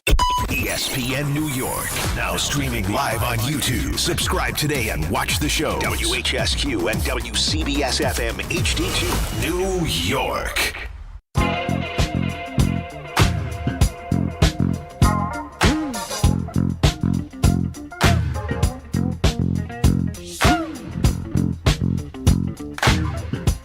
Game Time is brought to you by Tullamore Dew Irish Whiskey, because when it's game time, boys, it's Tully time. We got to workshop this, man. We got to or we got to go back to what we did before. I looked right at him. I thought about this on Friday. I'm not. And he acted like this was new to him. And I don't enjoy it. I don't know how you guys feel about it. It used to be fun. Now I don't look forward to it anymore. It's Tully time. You know? Well, we have good recordings of it, though. So, but then we wanted to do something live, and now you guys don't seem to be on board. You guys. Who's you guys? No, I'm talking about you and Peter. I leaned because in. I think I did when you did it last week. I thought I was right on top of it. I was engaging. When it's you two, I'm just being honest. I think. In order for compliments to hit, you got to every once in a while be critical. I'm trying to be honest. You guys suck at it. Okay. Very poor. So I think very poor. Is that 1.75 second pause? Did that ruin it for you? No, what ruined it is just the lack of try. Try. How about that? Especially out of Peter. At least Alan's not good at it, but he tried. Damn. You don't try. No. Wow. Listen, of all the things that I can criticize you for, you should just take the L on this. It's not a big deal. Am I fighting back? What am I doing? Him? I think I stung him. Alan. That was. Yeah, I'm sitting here just going, yup. I'm not very good at it. I leaned in making an effort and just going, you suck at it. Yeah, I don't make an effort. No, I'll tell you what that does. What would you rather? That doesn't motivate me. What would you rather? No, I'm motivated. No, I'm not trying to motivate you. I'm trying to get you guys to stop it, and let's go back to what we did before. Let's go back to the pre-records. Jacob, Anthony. It's Tully time. Yeah. Why don't we just pick a good normal one and just go with it? I'm now annoyed. Why don't you just go with Marty McFly? Well, be mad at yourself because it's not good. I'm not telling lies here. What didn't you like? Jacob, Anthony, am I telling any lies here? What didn't you like? Am I telling tales out of school? It's Tully time. Or am I just being honest? It hasn't been great. Yeah, thank you. It seems like it's getting worse every time. Worse every time. Wow. I'm owning. But Peter owns it because he doesn't want to do it. Yes, so by making this even worse, he's like, great, now I really don't have to do this because nobody wants me to. Thank you. Anthony, you're the only person who knows me. I've seen it. You've watched it. Every time I'm just going, yeah, it's from not now on. It's Tully time. Okay? Yeah, like an attitude. Okay. See, I don't know why he can't take constructive criticism. Well, it hurts. Was it? But it did. But I wanted. I am being honest. I just think it's been awful. It's been brutal. Brutal. Yeah. Brutal. Yeah. Am I wrong? Okay. Wow. I just sat there in silence waiting for somebody to say something. I did. This used to be. I really would look forward to the top of the hour to see what would happen creatively. And you guys both just said, "No, we're good." Okay, boys. And then you get mad when I call you on it? Yeah. I would think you'd respect it. Yeah, I respect it. Because I have not been trying. Was waiting for. Why would you wait for me, though? That's also now bad on you. Because if we're locked in. Yeah, but I'm not locked in. We can now. Once I hear Don start the read, my brain still goes, Don's doing the read. I don't think. I got to get ready for my part. Why not? Because when I'm. A little acapella. On the times when Don's, out you for the don't game. Think we could pull off a Jodeci effort for Don? No. Because you haven't. And because where are we going on a while? I've been biting my tongue. And where are we going? What kind of Tully time are we doing in sync? Game time is brought to you by Tullamore Dew Irish Whiskey. See? Back in the day. Right? But that's not as bad as anything that I've done. I messed up. So I tried to make the best out of a bad situation. No one said a word then. No. I paused No, for they made a drop out of it. That's how we criticize each other. But you can't make a drop out of 10 seconds of silence. Two guys staring at each other. Yeah, let's hear the last one. Unless you're going to kiss. What are you doing? Was it that bad? I want to hear the last one. How big of a pause was this? You're being very, you know what he's being? That guy? He's being very Lang. Oh, yeah, that's what 1.5 to 1.75 seconds. Yeah, your Lang He's timing. Showing, it wasn't the silence. It was the silent represent a lack of trying. Yeah, for me. There's a lot of people at fault here. One is Don for thinking it's going to get better. Yeah, he keeps trying. One is thank you. One is Peter for not just admitting, guys, we should just stop this because I'm good. Just checked out. And Alan for waiting for Peter. Everybody's at fault in their own way. Was that my first mistake? Yes. I at least was Depending able on to a admit that teammate. something needs to change. I'm too good a teammate. This is where player. I'm never going to give up on you. That's how good of a teammate I am. 1, 2, 3. Let's be good. Who's playing, by the way? Rangers host the Blue Jackets with coverage immediately following us on 880 at 6:30. Locked in. It's kind of what it deserves today. Tullamore Dew, the original triple distilled, triple blended, and triple cast matured Irish whiskey. Be sure to grab a Tullamore Dew or try the new Tullamore Dew Honey during today's action. Glasses up to enjoying Tullamore Dew responsibly. With the Devils and the Rangers struggling, go ahead. Hockey's still alive because of the Islanders, who continue to maintain second place in the division. They've won 5 in a row. Big win last night. Lee scores late in regulation to get 2 from Florida. What a goal, by the way, by Anders Lee. But anybody criticizing him lately, you're not watching hockey. Matthew Schaefer has just continued to just impress. 20 goals. First Islander defenseman to get to the 20-goal mark since Denny Potvin, and that's not nobody. 85, I think, was the year, the last time he did it. Yeah, that's 41 years ago. If it was a day. That's a long, long time ago. I wasn't sure which one you were going to use. If it was a day. If it was a day. Yeah, or as opposed to what? To you and me. Oh, to you and me are both big. That's 41 years ago. Hey, listen, it's massive. And Greg Wyshynski from ESPN brought this up. He's like, I don't think there has been a first overall pick more impactful to his team since Ovechkin. Wow. Like he's been, listen, there's been great first overall picks, but to jump onto a team that is going to make the playoffs, transform its fortunes, and not just be a passenger, maybe one of the reasons why they're in the position that they're in is great stuff. And I'll ask you this: so Sid and Ovechkin would be the two that you would say had impact. Yeah, but he said Ovechkin, not Sid. Didn't they actually came in the same year? Well, yeah, they were of the drafted lockout. different years, but because of the lockout, they came in same year at the same time. Yeah. But here's a question for you. Wow, that's as somebody that knows the Islanders and knows Lou Lamoriello. Does this happen if Lou's still here? That's a great question. Does Lou let an 18-year-old jump in, get those minutes? Now, I think he'd play. Because Lou always had a thing. Draft picks, they start out in the minor leagues, eventually come up. I think he would have been on the team. But would he have allowed Patrick Waugh to let him have the impact that he has? At 18 years old, would he put that much on his shoulders? Or would he treat him differently and say, listen, I think this kid could do it, so let's have him do it? Niedermeyer, how old was he? Oh, same, 18, 19. I looked it up. He played a few games his rookie year. But he didn't play But a lot. didn't play Played the minors mostly? Yeah. Yeah. I think I looked it up. I'm trying to remember. I'm trying to think. Brodeur was very young. Wasn't he 20? Mm-hmm. Right. But again, came up a little bit right? late in the year. Well, but for a goalie, I guess it's different. Because his first real full year was that, not the lockout 95 season. He did come up and he play, but then he really got that chance to play all the time. Remember, in the run in 94, he lost his job temporarily in the postseason to Chris Terreri because Terreri played the games in Boston because he played well there. So it took a few years before he was going to have that kind of an impact. Yeah, it's a tough question to answer. I really,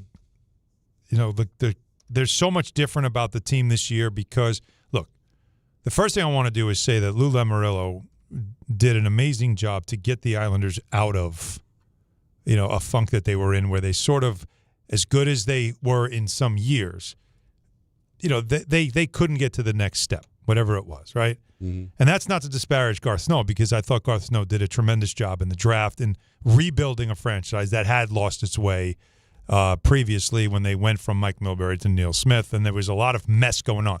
And Snow kind of got the turbulence out, right? And they became steady. Look, people forget this was a god-awful franchise. Like, they were the Jets of the NHL, and I mean the New York Jets. That's how bad they were. Bad ownership. They had they just didn't do anything right. And it was always controversy. Then they figured it out when they got Charles Wang, but they went through more of that turbulence time. And then Snow got them back to, I guess, being at least functional, competitive, and all that stuff. Then Lou, with his expertise, and then bringing in Barry Trotz, took them to where they became a high-level competitive team with a lot of Snow's draft picks. Now, to give credit again to Snow. But what Lou did is still not something you want to look back and say, if Lou were here, it wouldn't be this good. I don't want to ever say that. But yes, with Lou gone, a lot of the restrictions and rules came away, and it, I think, does allow for an 18-year-old to blossom. The older vets who might have been a little more frustrated with some of the strict rules, like you see Ryan Pulak, a beard, long hair. Like, you wouldn't have seen this a couple of years ago. So I think the short answer is probably not, but I still think he would have played at some point this year. But I don't know if you would have gotten a 20-goal season out of an 18-year-old and doing what he's done. And from everything I've heard, that as much as you want to say, there's no way one kid changes a whole franchise. I've heard there's something about his personality, along with the talent, where guys just looked and go, we've got something special. And it does do something for a room. It does. Well, when you start realizing it. And then just the mathematics of getting 20 goals from a defenseman. Oh, I mean, for a team that doesn't score a lot. But They still don't score a lot. I mean, well before he got to 20 goals. There was something early in the season that a lot of the vets recognized that seemed to rejuvenate the room. And that's just something that is special. And again, Patrick Waugh recognized it. They had, like there were some defensemen that were getting power play 1 minutes. They were getting most of the top minutes. And then you realize that, no, this is the better guy. And he's going to get the minutes. And vets who might have taken that personal and said, well, this kid taking my minutes. Instead, because of the type of person he is, Schaefer, it made that transition almost seamless because they were so enthused by what he can be. Now, to answer your question, Niedermeyer was 18. Okay. Taken third overall, and he played 4 games his rookie year with the Devils. 4. Now, he played 35 games with the Kamloops Blazers in the WHA, so he just stayed in the Western Hockey so they League. played him early, and then when they had to send him back, they sent him back to the junior. Because remember, there's that rule. Right. You have to make that decision within the first, I think, 10 games, right, whatever it is. So they probably just decided early on, just let him play in junior. So and that's a good comp, right? Because you're talking about a Hall of Fame defenseman, and then he played his first full year the next year, 92-93, 80 games, 11 goals, 29 assists, 40 points. But he never had a 20-goal season. Now, it's a different league now, but still, pretty amazing stuff from the Islanders, and it looks like they're going to be the only representation, it looks like, of the local teams. How good can they be, Don? I think with that goaltending, why not the conference finals? Like, really? Well, think about it. Right now, if they play Pittsburgh. All right? I think Crosby will be back for the postseason. That's what it sounds. 4 weeks, they said, right? From 4 weeks from the injury, which was now we're already a week and change out. Mm-hmm. Yeah. A week and 9 days out from the injury? Something like that? 10 days? Yeah, so he'll be ready for the playoffs. So that would be the matchup right now. They could beat Pittsburgh. They can lose to Pittsburgh, but they could certainly beat Pittsburgh. Right. And then you would most likely hook up with Carolina. And, Carolina has struggled in the second round of playoffs. Now, they have handled the Islanders recently in years in the postseason, but not this Islander team. So are you telling me you'd be completely shocked if they beat Carolina? They'd be an underdog.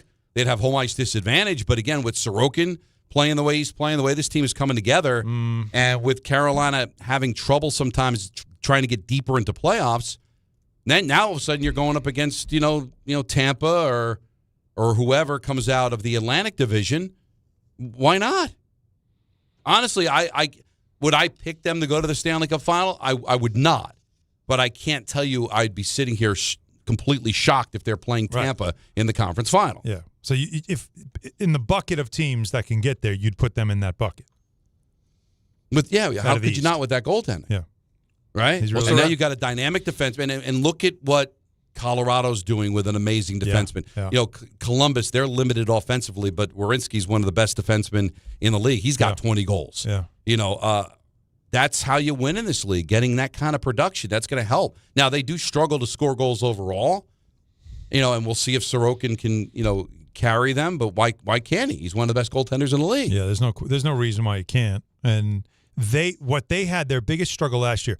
Remember, for 2 periods, they'd always be a really competitive team. Third periods, they would melt down. It's the reverse this year. They've won 5 in a row. The last 3, they've been down 2 goals.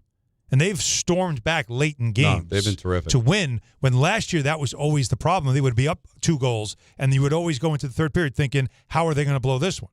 It's amazing, the turnaround. Like, that, to me, is the biggest analytic to talk about when they say, what's the difference between this year's team and last year's team? Last year's team would build leads and blow them. This year's team, even if they're down, they're not out. Can I just throw something at you guys? As a sort of lapsed hockey fan, did they mess up the structure of the league? Oh, yeah. Please. This is a podcast.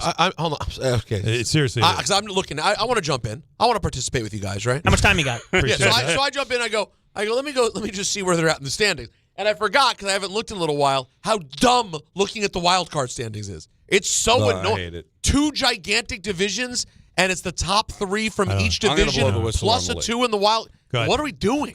They will tell you, if Gary Bettman was sitting to the right of Allen, I'd slap him. He would say. Sorry, I'm just kidding. He would tell you that the playoffs increase as you get deeper. So obviously the first round, there might not be as much interest, and then second round, third round, you gain interest, which makes sense. Deeper you get into the playoffs. So in the first round, they wanted to guarantee that you see more divisional matchups. Rivals. You'll see rivalry. Okay. So first round, instead of a first round of Islanders and Senators, which isn't going to get any kind of a buzz, you'll get Islanders Penguins, which will get a tremendous buzz. Sidney Crosby coming and all that. Sure. So wait, so real quick. So because the way it's set up right now, the Penguins are 2 in the Metropolitan, and in the wild card standings, the way it's set up for playoff standings, right? And the Islanders are 3. They would end up matching against each other. No, because I didn't check the standings today. The last I saw, Pittsburgh was 2. The Islanders were 3. They would play each other in the divisional round in their bracket. But Pittsburgh's 2, Islanders 3. Yeah, because you had said about the wild card. No, Carolina's in first. Penguins are 2. Islanders are 3. Okay, 2 plays 3. The Carolina plays Boston. The Red Wings would play the Lightning, and then the Sabres and the Canadians would match up. Right, on the because Atlantic. the division. Carolina plays who? Carolina would play Boston because the division winners best division winner versus worst wild card. Get the wild card team, so they would leave the division. And then Tampa plays Detroit.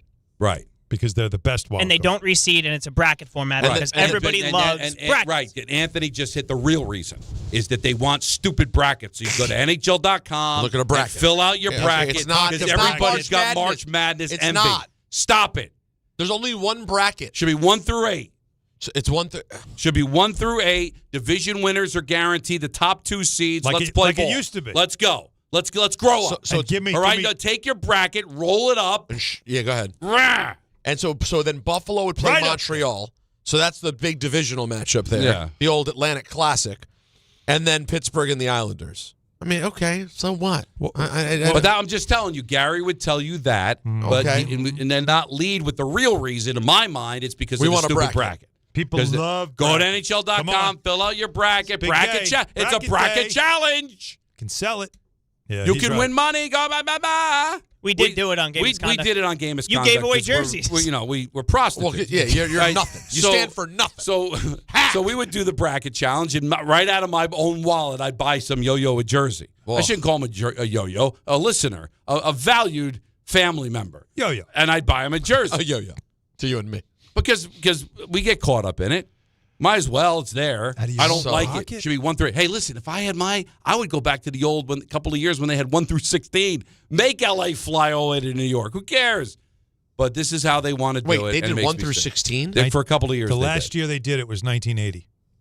Hold on. They said Wales and Campbell be damned. Yeah. It's 1 through 16. 1 through 16. Yeah. I think the 2 conference champions in the regular season got the 1 and 2 seed. So hey, you win. Isn't that the incentive to have the best record, to play the 16th team in the playoffs? Well, I guess because they had a full bracket then. No, they didn't love it. You could still run a full bracket. You had a full 16. You could. No, they didn't want to do it anymore because it is unfair, because you might have LA play the Rangers in the first round while the Islanders are playing the Devils. Well, and remember, that year in 1980, the Islanders played the Kings in the first round.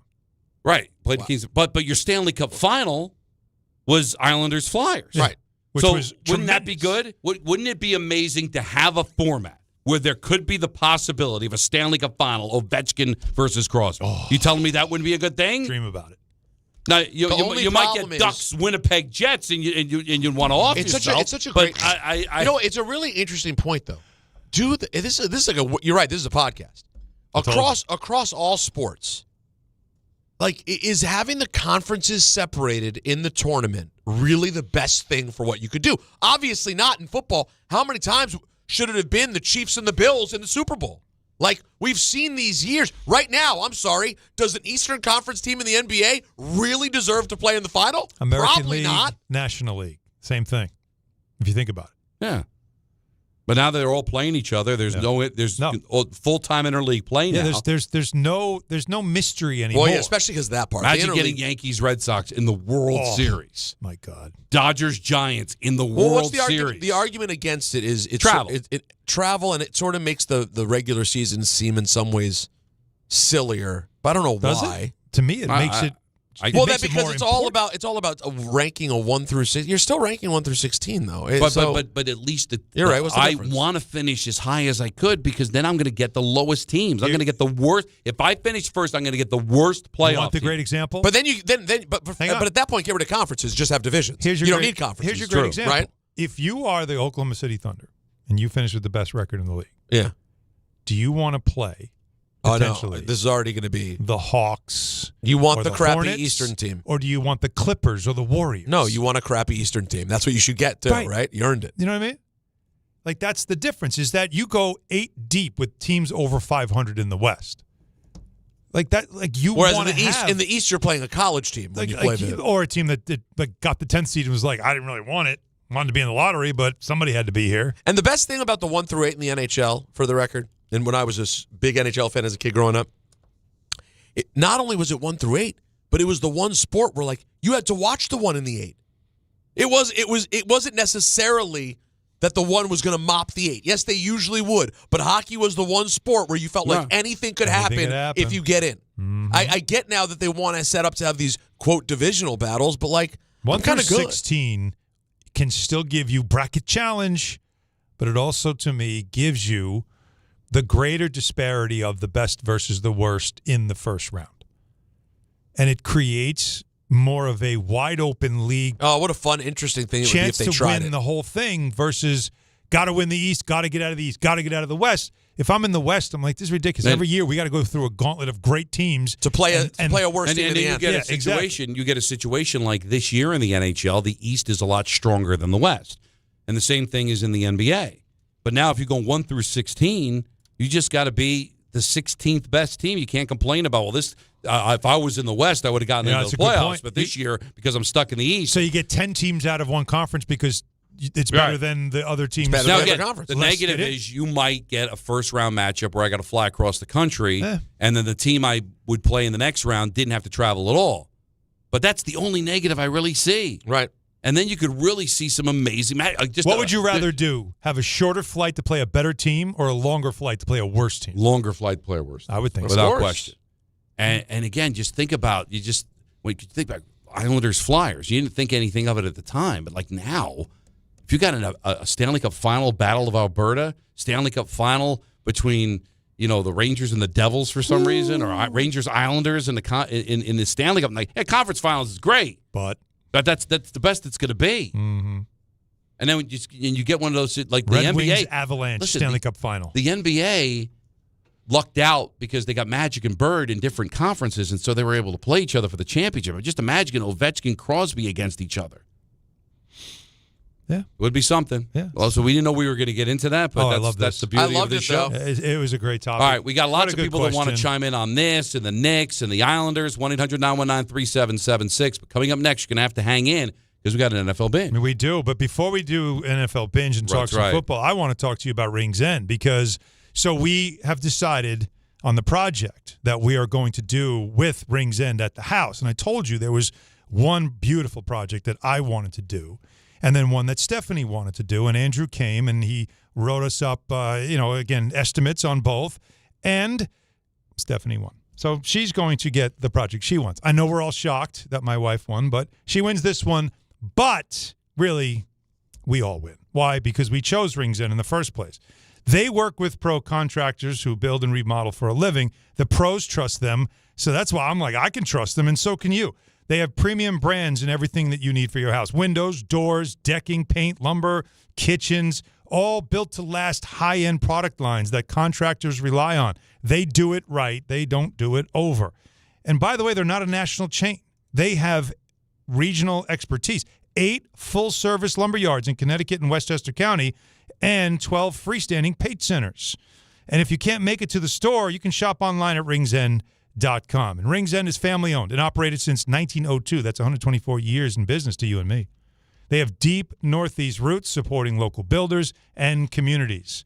So go to ringsend.com and see what projects you can do around your house. That's ringsend.com.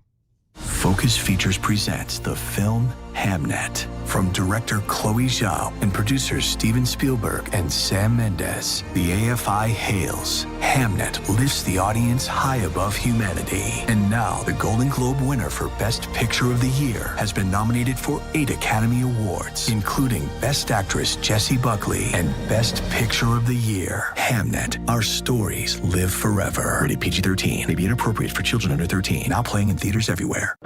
Hi, I'm John D'Agostino from D'Agostino & Associates, the injury firm.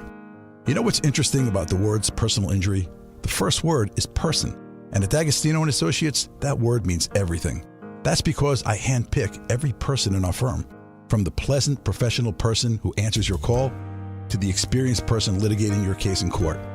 Because every person in my firm is an extension of me, and the only way to exceed our clients' expectations is to deliver the highest level of personal service every single time. And that starts with hiring the right people. You see, we know that every client is a person too. Someone going through the toughest time in their lives and deserves to be more than just a file number. At D'Agostino & Associates, we put the person back in personal injury. So call 1-800-BITE-BACK. That's 1-800-248-3222 and ask for me, John D'Agostino. And let's talk about your case, person to person. D'Agostino Law Bite Back. Wild Turkey Bourbon and ESPN New York are bringing you the ultimate New York game day. 2 games, 1 damn day. We're kicking things off on Wednesday at Spritzen House 33 Beer Hall at 33 Nassau Avenue in Brooklyn starting at 7 p.m. Stop by for Wild Turkey tastings, exclusive giveaways, and your chance to win an epic New York sports experience. Opening day energy in the Bronx, Knicks at night vibes, all in one unforgettable day. So grab your crew and experience Wild Turkey at Spritzen House 33 Beer Hall this Wednesday. Must be 21 or older. Drink responsibly. Now let's take a look at the traffic with Brandy Scott. Thanks so much, guys. Not so great on the Staten Island Expressway westbound heading over to the West Shore. Accident has only 1 lane squeezing by. Traffic is crawling there from the Verrazano on through. Hitting the brakes on the Grand Central westbound, trying to make your way onto the westbound BQE in Queens. Looks like a big pothole on that ramp. Some solid slowdowns from Northern Boulevard and City Field. Inbound George, stick with the lower deck. Upper level, still have some road work on the span. Also an accident blocking the ramp to the Harlem River Drive, 20 to 25 minutes in building. Only easy way to the outbound George Henry Hudson, and that's a bit slow. Southbound Deegan, a crash involving a box truck in the right lane right before the Cross Bronx. Outbound Lincoln Arnie about 15 minutes. Outbound Holland 5 to 10. This report is sponsored by Mothers Against Drunk Driving. For victims of drunk and drug driving, your grief is unique, but you're not alone. You always have a place at MAD. Visit mad.org. I'm Brandy Scott on 880 ESPN New York. 25 a month, 5 whole years. Same sweet number in your ears. Check it in a year, check it in 5. This ain't my optimum 5, but price is still alive. 25 a month, 5 whole years. Same sweet number in your ears. Get Optimum famously fast fiber internet. Optimum.com/25 for 5. Or call 8884-OPTIMUM. Terms apply. See Optimum.com for details. We all hear the radio ads about the IRS. They tell you to be afraid, to be scared, and they try to frighten you into calling. I'm not here to do that. Tax Relief Advocates is different. TRA is here to tell you that if you owe money to the IRS, whether it's $5,000, $50,000, or $500,000, we have a solution. It doesn't matter if you're sitting in your car, at work, or with your kids. No matter where you are, call now. 800-575-6759. Don't lose hope. TRA can eliminate or reduce what you owe to the IRS. Generous programs are now available that can give you a fresh start. Our passion is taxes and helping individuals fix their IRS problems. We have over 1,000 5-star reviews on Google and an A+ with the Better Business Bureau. You don't need to be afraid of the IRS any longer. End your tax nightmare today by visiting us online at TRA.com or call 800-575-6759. That's 800-575-6759. Tax Relief Advocates. Real solutions for real people. I'm Boomer Esiason. My mom died from cancer. She was only 37 years old. She didn't have life insurance, and that was devastating for my family. That's why having life insurance is so important to me. Ethos makes it fast and easy. Get a quote in seconds, apply in minutes, and get same-day coverage. You can get up to $3 million in coverage with no medical exam. Get your free quote at ethos.com/play. That's ethos.com/play. Paid spokesperson. Time spent on application may vary. Online health questions required. Okay, class, let's begin.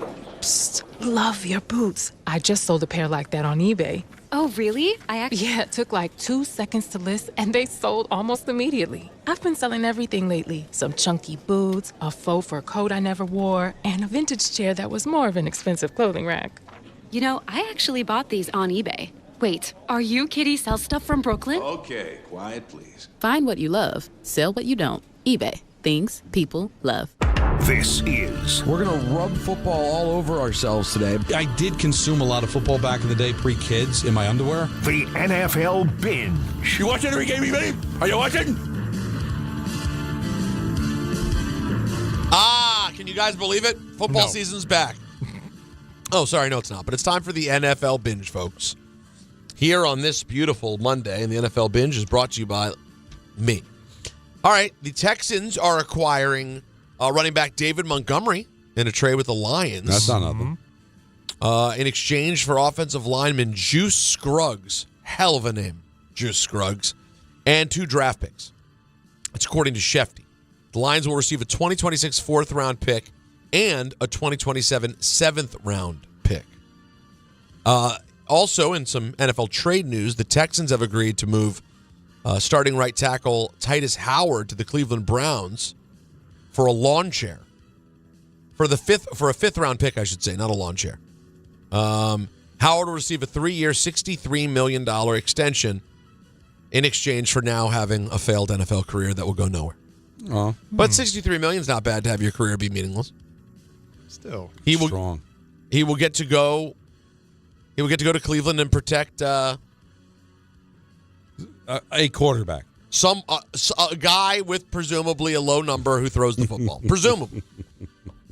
Deshaun Watson, Shedeur Sanders, individuals. Bernie Kosar, Brian Sipe. I knew you'd go Sipe next immediately. Because where else are you going to go? I mean, you don't have a lot to choose from. Now we start to run out. Joe Flacco. Well, Tim Couch. See, there you go. There you go. Wait a minute. Come on. Baker Mayfield. Come on, man. I don't get a strange pull for Tim Couch. No, he should. He should. Sipe and Couch. I mean, honestly. God. All right, NFL. Now, some cuts. The Chiefs have informed right tackle Jawan Taylor that he'll be released before the start of the official season. Commanders did the same with Marshawn Lattimore. That did not work out. Just want everyone to be clear. No. Traded a bunch of draft picks for him. Yeah. He never really got right with the team. And it's not that I feel he's like necessarily couldn't be somewhere. It just did not work out here at all. Commanders will save $18.5 million as a result of the cut. The Vikings have been working on their salary cap. They let veteran running back Aaron Jones and defensive tackle Javon Hargrave know that they're going to be out, according to Shefty. And that will also save them $18.5 million. No, nothing. What's the cap over? $300 million now. $301.2 million. Woo! And the Vikings were $43 million over the cap. Over it. You know, Commanders, by the way, saving another 18. We're one of the best cap teams in the league right now. You think there's a chance we'll get anyone exciting? God, it's been a long time since I've gotten an exciting, like a truly exciting offseason pickup. I would love that.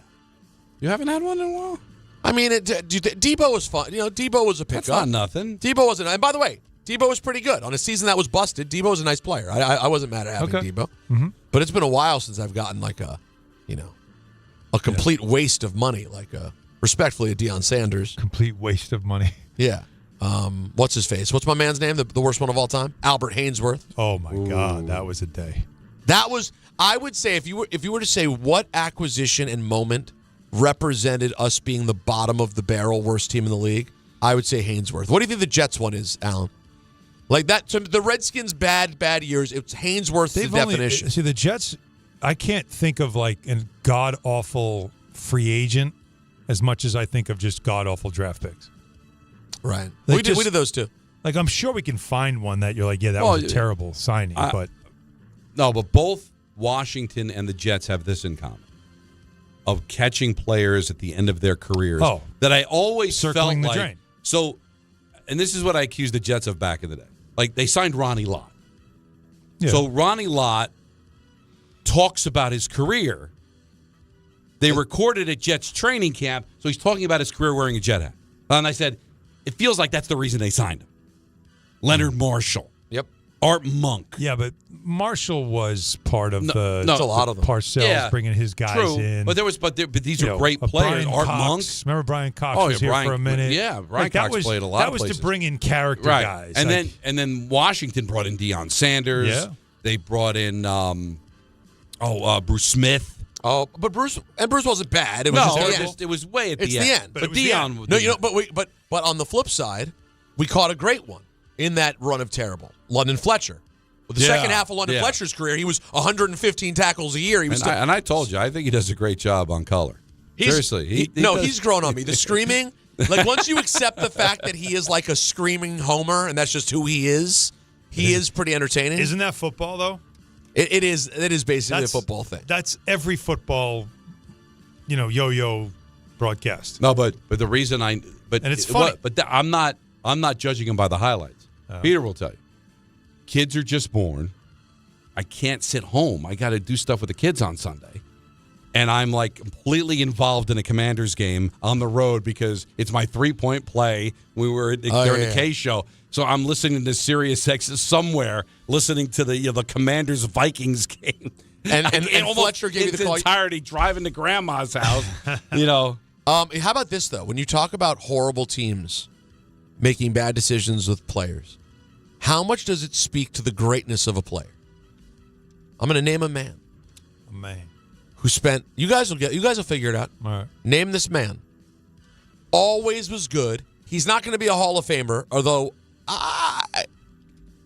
had he been on a better team, I guarantee he could have been. Always good, but. Always good. Half career on the Jets, half on the Redskins. And yet managed to have a great career. Great career, half with the Redskins, half with the Jets. In the throes of them both being a joke. Both being a joke. Basically, I think when he was with the Jets, they were a joke already. I mean, yeah, because he wasn't there for the championship years. He was there before the championship. He's going John Riggins. No. But John Riggins, who I one time saw at ESPN waiting for an elevator, he had 10 toes wearing sandals. Every one of his toes were pointing in a different direction. Yeah, I believe that. But the reason the reason I don't mean Riggins is a great guest, though. But he was with the great Redskins. But Riggins, so he didn't. And he was on a good Jet pretty team. good Jet team. He was not on the Super Bowl Jet He was on the Super Bowl III team. Yeah, he was on that team. And so he got both. So he's the opposite. Yeah. He was great. Riggins got a piece No, of I was both. referring to Santana Moss. I was wondering. Great career. Half with the Jets, half with the Redskins. Yeah. Both Santana completely Moss. defunct the entire time. Yeah, I was wondering if that's where you were going, but I was thinking, like, was he? I don't remember. With us, he was really good. Okay. Like our best offensive player every year, 1,000-yard kind of guy. He was good with the Jets, but it never, it didn't. Well, they traded him for Lavernius Coles, who was basically a worse version of the same guy. Yeah. All right, let's hear from. Hold on, where's my audio? Here we go. Got a little piece of audio here. Oh. Where's Chris? He very seriously wounded the third child in our family. Very seriously. Is that Freddie Key? That sounded like Here's Chris Canty on Unsportsmanlike talking about the Jets and the possibility of them trying to make a move to get the number 1 pick. If we're being honest, more quarterbacks are ruined than made. Are the Raiders in a position where they can support a young franchise quarterback and not let him get the career knocked out of him? Do you feel that confident about that offensive line? Do you feel that confident about the infrastructure within the organization? I'm just putting it out there. At some point, it gets to be too good of an offer to pass up on. And I'm just pointing out the fact that if the Jets are insistent on getting a quarterback in this draft, they have all the ammunition they would ever need. they could offer a lot of first-round draft picks. And at some point, whether it's 3 first-rounders, 4 first-rounders, 5 first-rounders over the next 3 or 4 years, at some point, the Raiders have to say yes. Such an interesting point that he's making because don't do it. The Raiders don't have an offensive line. The Raiders could use this year to build up an offensive line.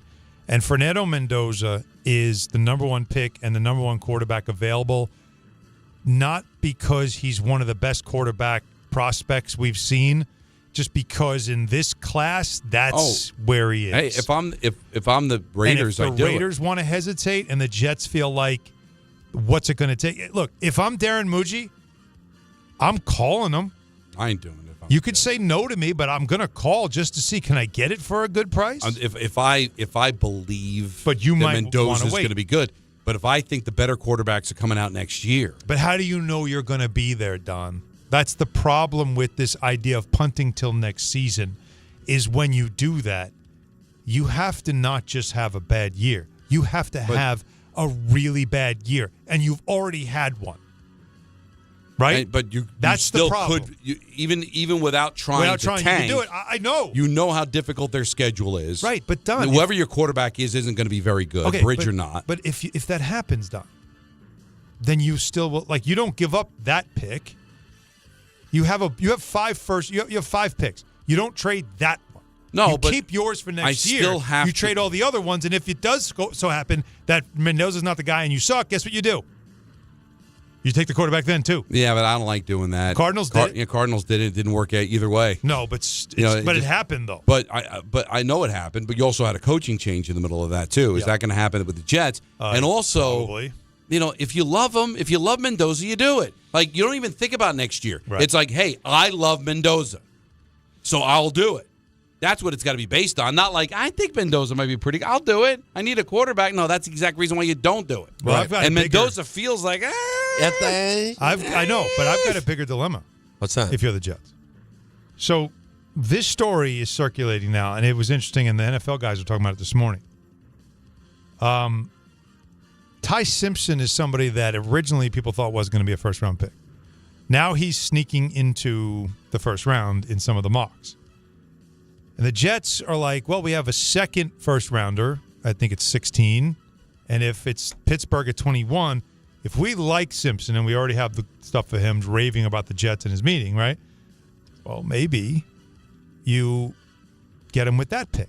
That's what I said the other day. Just to be safe. If you really want him, could it be worth it? If you like him and think he could be a project, then no, I don't have to play him right away, but he's there. But here's something you have to worry about. Go ahead. You pick at number 2. The Cleveland Browns pick at 6. Now, why the Cleveland Browns? Go ahead. Tell me. Well, the story about Ty Simpson's connection to new Browns coach Todd Monken is starting to circulate. Monken was at Georgia when he was recruiting Ty Simpson, but it goes deeper than that. Todd Monken and Ty Simpson's dad, Jason Simpson, are close friends. They've known each other for years. They talk all the time. In fact, when Monken got the job in Cleveland, Jason Simpson sent him a text to congratulate him, and they've discussed. Jason Simpson is the head coach at Tennessee Martin, UT Martin. To you, as it's known, UTM. Yeah. As opposed to a UTI. So now, keep in mind, you're new head coach has Shador, has Dylan Gabriel, has Deshaun Watson. Those aren't my guys. I want my guy. I know this kid, Ty Simpson. I know what he can be. We should get him. What's stopping them from getting him at 6? And now all of a sudden he's off the board. Do the Jets now have to worry about that? And second question is, should they? Yeah. And lastly, guys, on the way out here, Dan Orlovsky on First Take talking about how young Jeremiah Love is actually maybe the best player in the draft. This young man put on an absolute show when it comes to physical talent and athletic ability at the combine. To be his size and to run 4.36 coming off of his performance in his career at Notre Dame, I know he's not going to go number 1 overall. That is more than likely going to be Fernando Mendoza. But when it comes to the best player in the draft, that's Jeremiah Love. Best in the draft? Well, they said that about Caleb Downs, too. It's a lot there. That'll do it for Heard that your about Carter last year, too. Who knew? Who knew we have so much in the NFL binge? Well, Allen dropped a nice little bomb. why don't we want to kick that around a little bit? Kick it around. Because we didn't really get time to get in. I think there's room to get into that. Yeah. Calls as well. Lots of things to throw out there. The playoff formats of these sports, which sometimes don't make a lot of sense. The Islanders on their way to the playoffs. So much to get into. And, of course, the Knicks' big win over the Spurs. Don, Hahn Rosenberg till 6:30, then it's Rangers hockey on ESPN New York. Hiring can be challenging. You sort through tons of resumes and you get too many so-so applicants. You're just waiting for someone to match your role perfectly. Well, now, there's a place where you can meet them fast. ZipRecruiter. Need to hire right away. Start your search for strong candidates. The right fit awaits. Build your team. Build it sooner. Meet your match on ZipRecruiter. Just head to ZipRecruiter.com/ESPN right now to try it for free, and you're on your way to meeting your match. 4 out of 5 employers who post on ZipRecruiter get a quality candidate within the first day. So try it now. Go to ZipRecruiter.com/ESPN. Once again, that's ZipRecruiter.com/ESPN. Meet your match on ZipRecruiter. Try it free. College basketball is nonstop. Big games, tight spreads, momentum swings every single night. Now FanDuel is giving you a way to turn that energy into even bigger wins with a college basketball parlay profit boost. Here's how it works. Build any college hoops parlay you want. All right, like the early tip, sure, the rivalry game, you feeling that, the ranked matchup, late night West Coast shootout, it's all there for you. Mixed spreads, totals, props, whatever fits what you're looking for. Then just apply your profit boost and instantly bump up the potential payout. Go safe, go spicy, go with the team you've been following all season. It's your parlay, your style, now with more upside behind it. Head to FanDuel.com/local to get started. FanDuel, play your game. 21 and over, physically present in New York, opt-in required. Minimum 2-leg parlay required. Bonus issues, non-withdrawable boost builder tokens. Restrictions apply, including any token expiration and max wager amounts. See terms at sportsbook.fanduel.com. For help with a gambling problem, call 877-8-OPEN-WIRE. Text OPEN-WIRE 467-369. 25 a month, 5 whole years. Same sweet number in your ears. Check it in a year, check it in 5. This ain't my optimum 5, but price is still alive. 25 a month, 5 whole years. Same sweet number in your ears. Get Optimum famously fast fiber internet. Optimum.com/25 for 5. Or call 8884-OPTIMUM. Terms apply. See Optimum.com for details. Out on the course, they're the PGA Tour's best players. But in the arena, they're prime time. And Season 2 of TGL presented by SoFi is back with lights, cameras, action. We're talking big moments, big personalities, big names in the stands, all on the big screen. Big-time matchups with shot clocks, hammer drops, timeouts, overtime, and playoffs. It's city versus city, squad versus squad. The sport just hits different under the lights. It's TGL presented by SoFi. Keep up. It's golf. Tune into every match. Only on ESPN. Progressive knows that boat days can come with unexpected problems. It's been a tough Saturday on the lake. I ordered swim trunks in this orange cream color, but it's actually more orange auburn. Oh, and it's swimwear. I probably can't even return these. If a real problem comes along, your boat's protected 24/7 with Progressive, so you can keep worrying about boater problems. Progressive Casualty Insurance Company and affiliates, not available in D.C. Don, Hahn Rosenberg is live from the Big East Tournament presented by Schweppes, Sun Cruiser Vodka Iced Tea, and Samuel Adams. Join DHR broadcasting live from the Irish Exit inside Moynihan Train Hall for a Big East extravaganza. Big East legends Charles Smith and Walter Berry will join us on site as we break down the action and relive the glory days. All courtesy of Schweppes. Stop by beginning at 3 p.m. Enter to win great prizes and make the Irish Exit your headquarters when the Big East takes center stage. Sun Cruiser Vodka Iced Tea is available at Jack Doyle's and John Sullivan's. Must be 21 or older to purchase. Please drink responsibly. 1-877 Cars for Kids. KARS Cars for Kids. 1-877 Cars for Kids. Donate your car today. Call 877 Cars for Kids to reach your friendly live agent. Donation's super easy and your car can be picked up by tomorrow. Call now or go to carsforkids.org. 1-877 Cars for Kids. Donate Did you know you can donate real estate too?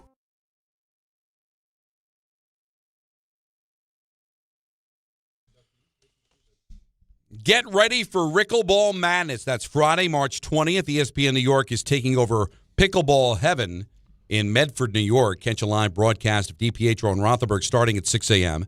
And stick around for our social ladder pickleball tournament. I got to check this out. I'm not sure what they mean by that.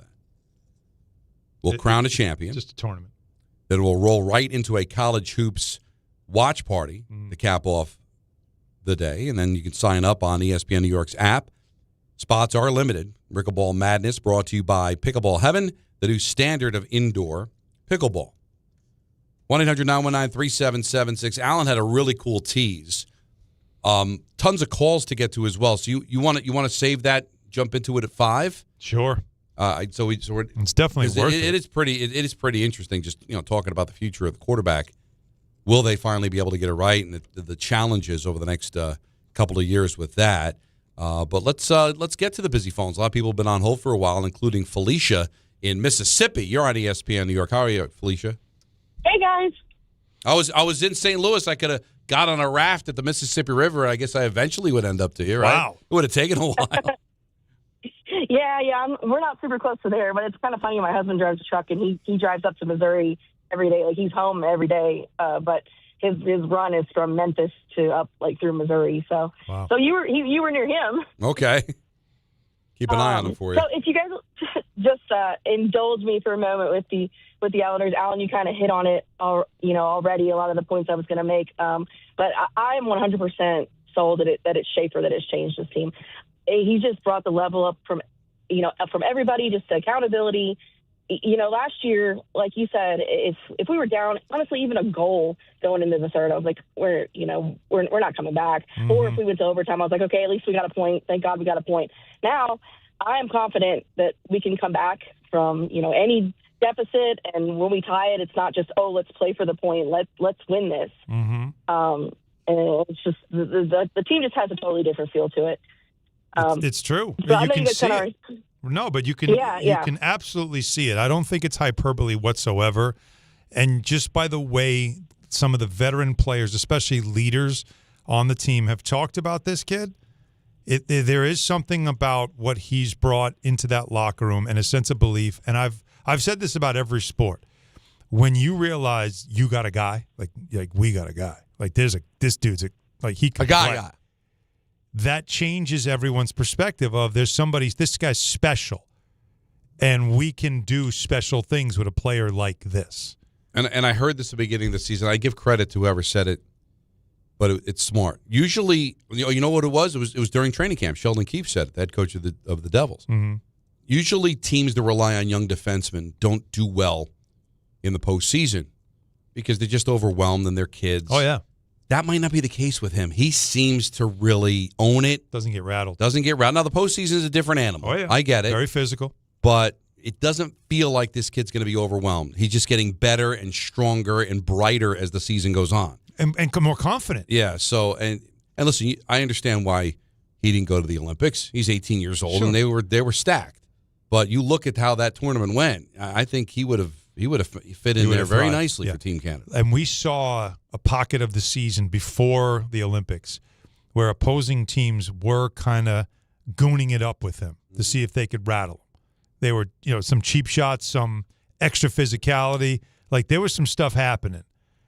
And he handled it. Yeah. Didn't start ducking out of hits, didn't start avoiding things. He just kept playing. Yeah. So that was a good test that he passed. Yeah, the ice gets smaller in the playoffs. Oh, yeah. I get it, but it'll be interesting to see. I think he'll handle it fine. Let's go to Ed in New Jersey. You're on ESPN New York. Hi, Ed. Hey, guys. How you doing? Good. Before you were talking about celebrity Jet fans, I got 3 for you that you missed. Okay. Michael Imperioli, Spike Lee, and a guy who I didn't even think liked sports, Lenny Kravitz. Really? That's a good one. I don't count Spike. Because you think he's a fraud football. He's a fraud. God love him. But I've seen him do giant stuff, too.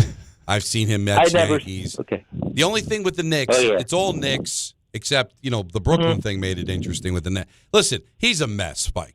God love him. But You mean besides the Knicks? Besides the Knicks, it's the other complete free-for-all. And who was the other one that you said? Michael Imperioli. Lenny Lenny Kravitz. I didn't know that. That's not. I like it. That's a really good. No, that's not nothing. I remember at the Butt Fumble game, which I was supposed to go to. Yeah. He was performing at halftime. Oh, yes, he was. And the interesting And he thing even about wrote that, a song about the Jets. he wrote a song about the Jets. Yeah, I and he want performed to it get during away. halftime. That was, you know what? It was a dad joke, but it wasn't bad. That I was bad. want to jet away. Yeah, just get away. Get away. They said, no, just do get. He said, are you sure? Far away. Was an American woman, I'll tell you that. No. Heather Graham's really nice in that video. Plus, that don't- wasn't his song anyway, but you know what I mean. What do you mean it wasn't his song? It's his cover. Yeah, I know, but he didn't write the song. He was talking about writing songs. Oh, yeah. So it would have made sense. It wouldn't. That's yeah, it's funny because I took Nancy to that game. That was a Thanksgiving game.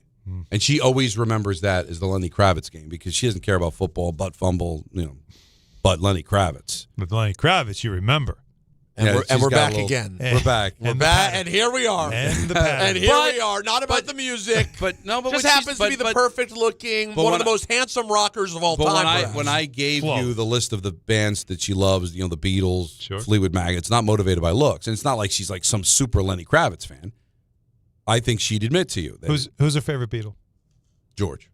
Okay. And I think we can all agree that George is homely. That's right. Homely. Why? Like, of all the words. It's the word. This is our honestly show. What's homely the word? That's the only word. Don, am I wrong? Was it the perfect word? Homely. I was going to say it's between him and Ringo as far as like the least Most looking. homely. Well, you went homely. And listen, this is the same vibe that I was given with the Tell 'Em or Do. Like, there's nothing wrong with honesty. Billy Joel sung about it. He's homely too. God bless him. God bless him. He's turned into Mark Levin. But he's a homeless. He was not homeless. Although he did recently sell his home. But he's it wasn't at the expense of living on the street. No, I think you think Billy had another spot. All right. What you're saying. Alan's got a very interesting question for Jet He's fans. not homely. No. Alan Hahn. No. We've got Not ENN yet. at 6. Rangers hockey at 6:30 on ESPN New York. Everyone needs to take care of their mental health, even running back Bijan Robinson. When I'm on the field and feeling the pressure, I usually just take a deep breath. When I'm just breathing and seeing what's in front of me, everything just slows down. It just makes me feel great before I run the play. Just like Bijan, we all need a strong mental game on and off the field. Make a game plan for your mental health at loveyourmindplaybook.org. Love your mind. Brought to you by the Huntsman Mental Health Foundation, the Arthur M. Blank Family Foundation, and the Ad Council. Knicks fans, it's time for basketball, and the action starts on Wednesday at Jack Doyle's with Team ESPN New York and Ultra. Whether you need a pregame spot or you're looking for the right Knicks bar to watch the game versus the Thunder, Jack Doyle's is your destination. The party tips off at 6:30 p.m., and Team ESPN will be giving away ESPN, Ultra, and Knicks prizes. Join fellow Knicks fans on Wednesday at 240 West 35th Street to cheer on your Knicks. Enjoy Ultra draft and bottle specials and cool prizes all game long at Jack Doyle's.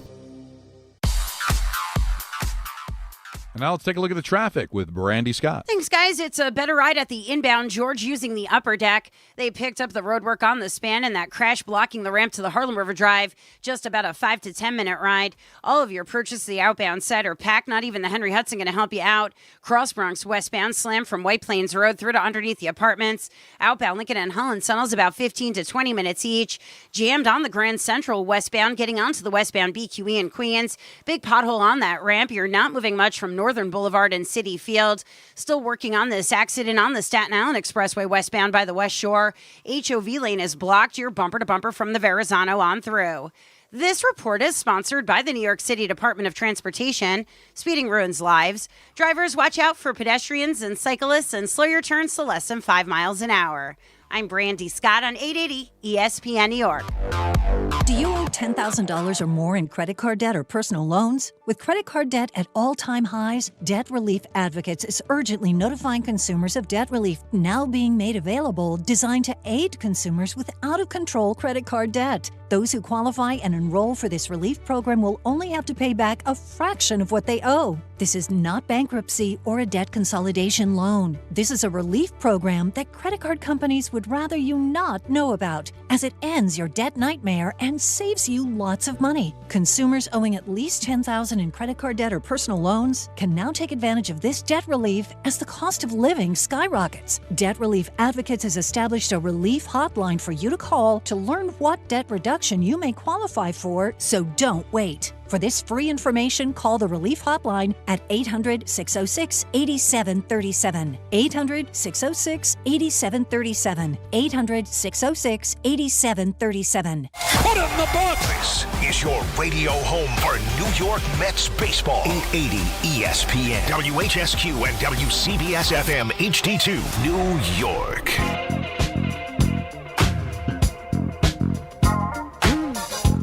All right, I asked these guys to be better. We'll see. Game Time is brought to you by Tullamore Dew Irish Whiskey, because when it's game time, guys, it's Tully time. I still didn't like it. You know what? I don't like it either, and we're not doing this again. We're going back. But he tried. I'm going to make an executive decision. But he tried. We are going to just go back to the old soundbite. Well, all right, give me an example of what you're looking for. Yeah, what do you want? Like, what do you want? Something that people go, that was entertaining. Too long. No, that one's could be the one. I mean, that's the Yabba Dabba Do. I get it, but it's too long. It is the Yabba Dabba. I thought you see this. Silly time. No, that was Jacob. I don't like that one. That was Jacob. That was Jacob's. That's horrible. In fact, burn the drop. Yeah. What else you got? What else you have over there? Tullamore Dew, the original triple distilled, triple blended, and triple cast matured Irish whiskey. Irish whiskey. We can't play that. It's Tully time. How about that? That's not bad. I don't like that. It's Tully time. Big that Rod? Sounds like you're hurting. It's Tully time. I like that one. That's fine. And what about that McFly? You always got McFly. Yeah. No wrong with It's Tully time. I mean, that's what it's supposed to be at its essence. I like that. Fine. All right. Rangers host the Blue Jackets with coverage immediately following us on 880 at 6:30. And that's all we have locally. Tullamore Dew, the original triple distilled, triple blended, and triple cast matured Irish whiskey. Be sure to grab a Tullamore Dew and try the new Tullamore Dew Honey during today's action. Enjoy Tullamore Dew responsibly. Bob Costas is nice enough to join us. We'll hold the Jet conversation off for just a little bit. It happened? Yeah, it's all happening. He's a friend of the show. Friday, I reported during ENN that they're doing this awesome throwback for NBC's and Peacock's coverage of the NBA. I got so excited, and I said, we got to try to get Bob on the phone, and Anthony managed to pull it off. He managed to pull it off. Bob. Don, Hahn, and Rosenberg, thank you for giving us a couple of minutes. I really appreciate it. Hey, Peter. Hey, Don. And Alan Hahn, of course. Oh, no, I'm just here to watch. Alan, sorry. That's okay. Triumvirate, sorry. That's okay. Thanks for doing this, man. When did they first approach you about this throwback night, and how genuinely excited are you to do it? Very excited. It was a few months ago. Rick Cordella and Sam Flood, who run NBC Sports, had the idea. They want to lean into the history of NBC with the NBA. And we lucked into a great era. Our first year, 1991, is the first of the 6 Bulls championships. And we had, Shaq and Kobe and Michael Jordan and the first Dream Team. It was just everything fell into place. And between the producers, the directors, the broadcasters, both in studio and on the games, I think we did about as good a job with the NBA as it's possible for network TV to do with any sport that could possibly be covered. With all due respect to others who have done an excellent job with the NBA, there's a Hall of Fame play-by-play guy. And the studio show that was on Turner and now is on ESPN, everybody knows how great that is. But I think overall, production, the dramatic openings that were part of the signature of NBC's coverage of the NBA, Marv on the play-by-play, Hannah Storm in the studio, Ahmad Rashad, on and on. I'm going to leave people out. I just think from top to bottom, that was about as good as it gets. So we're going to lean into it a little bit. We've already done parts of it. Marv and Tom Hammond and I have done some of the narrative openings, off camera, just to bring it on the air. I brought the All-Star game on the air and Celtics-Lakers a week ago. And so this kind of fits with that. We wouldn't do it in the playoffs where there's high stakes, but to have one night where we just sort of lean into that history. As I said, there's an hour-long pregame show on Peacock that Hannah Storm's going to host, and there'll be lots of flashbacks to more than a quarter century ago now. And then the game itself, you'll recognize the voices and the faces. Maybe easier to recognize the voices than the faces after all these years. That's the idea. Bob, it's just for me as somebody that grew up with it, right? Every game felt like a big game because of what you said, the production, the intros, right? Just doing the essay to begin a matchup and the history behind it, whatever it was, like it just felt big. Do you wonder why that went away as we've gone on over the years, and some of that stuff has gone away, the graphic introductions and all that, and we just kind of get right to the, welcome to the game, and here we go, tip-off's coming? Maybe it's a general belief that the audience's attention span is less than it once was because of a variety of societal factors, media chief among them, perhaps. But I think if it's good, then people's attention span can be extended. The response to just a handful of those narrative openings that we've done this year, the response to that is so overwhelmingly positive. And what we did wasn't hype. We identified the real drama, the real individual stars, the real theater, the narration, especially the narrative that ran through a postseason series. We identified that, and then we framed it and heightened it. But we didn't make it up.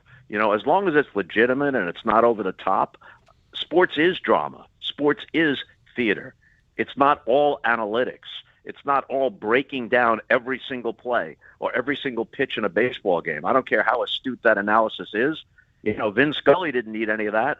Marv Albert back in the day on the Knicks didn't need any of that on the radio. The idea is to capture the environment, the feel, and the excitement and drama of an event. Now, not every regular season game lends itself to that. But the big games, which are generally the games that are on network television, if you're able to do it, you should do it.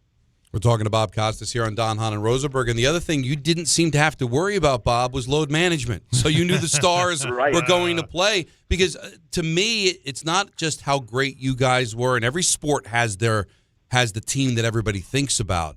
But is it also a referendum that maybe basketball was in a better place? You cut out a little bit. I know you were talking about the load management. Can you restate it? Was basketball in a better place at that time than it is now?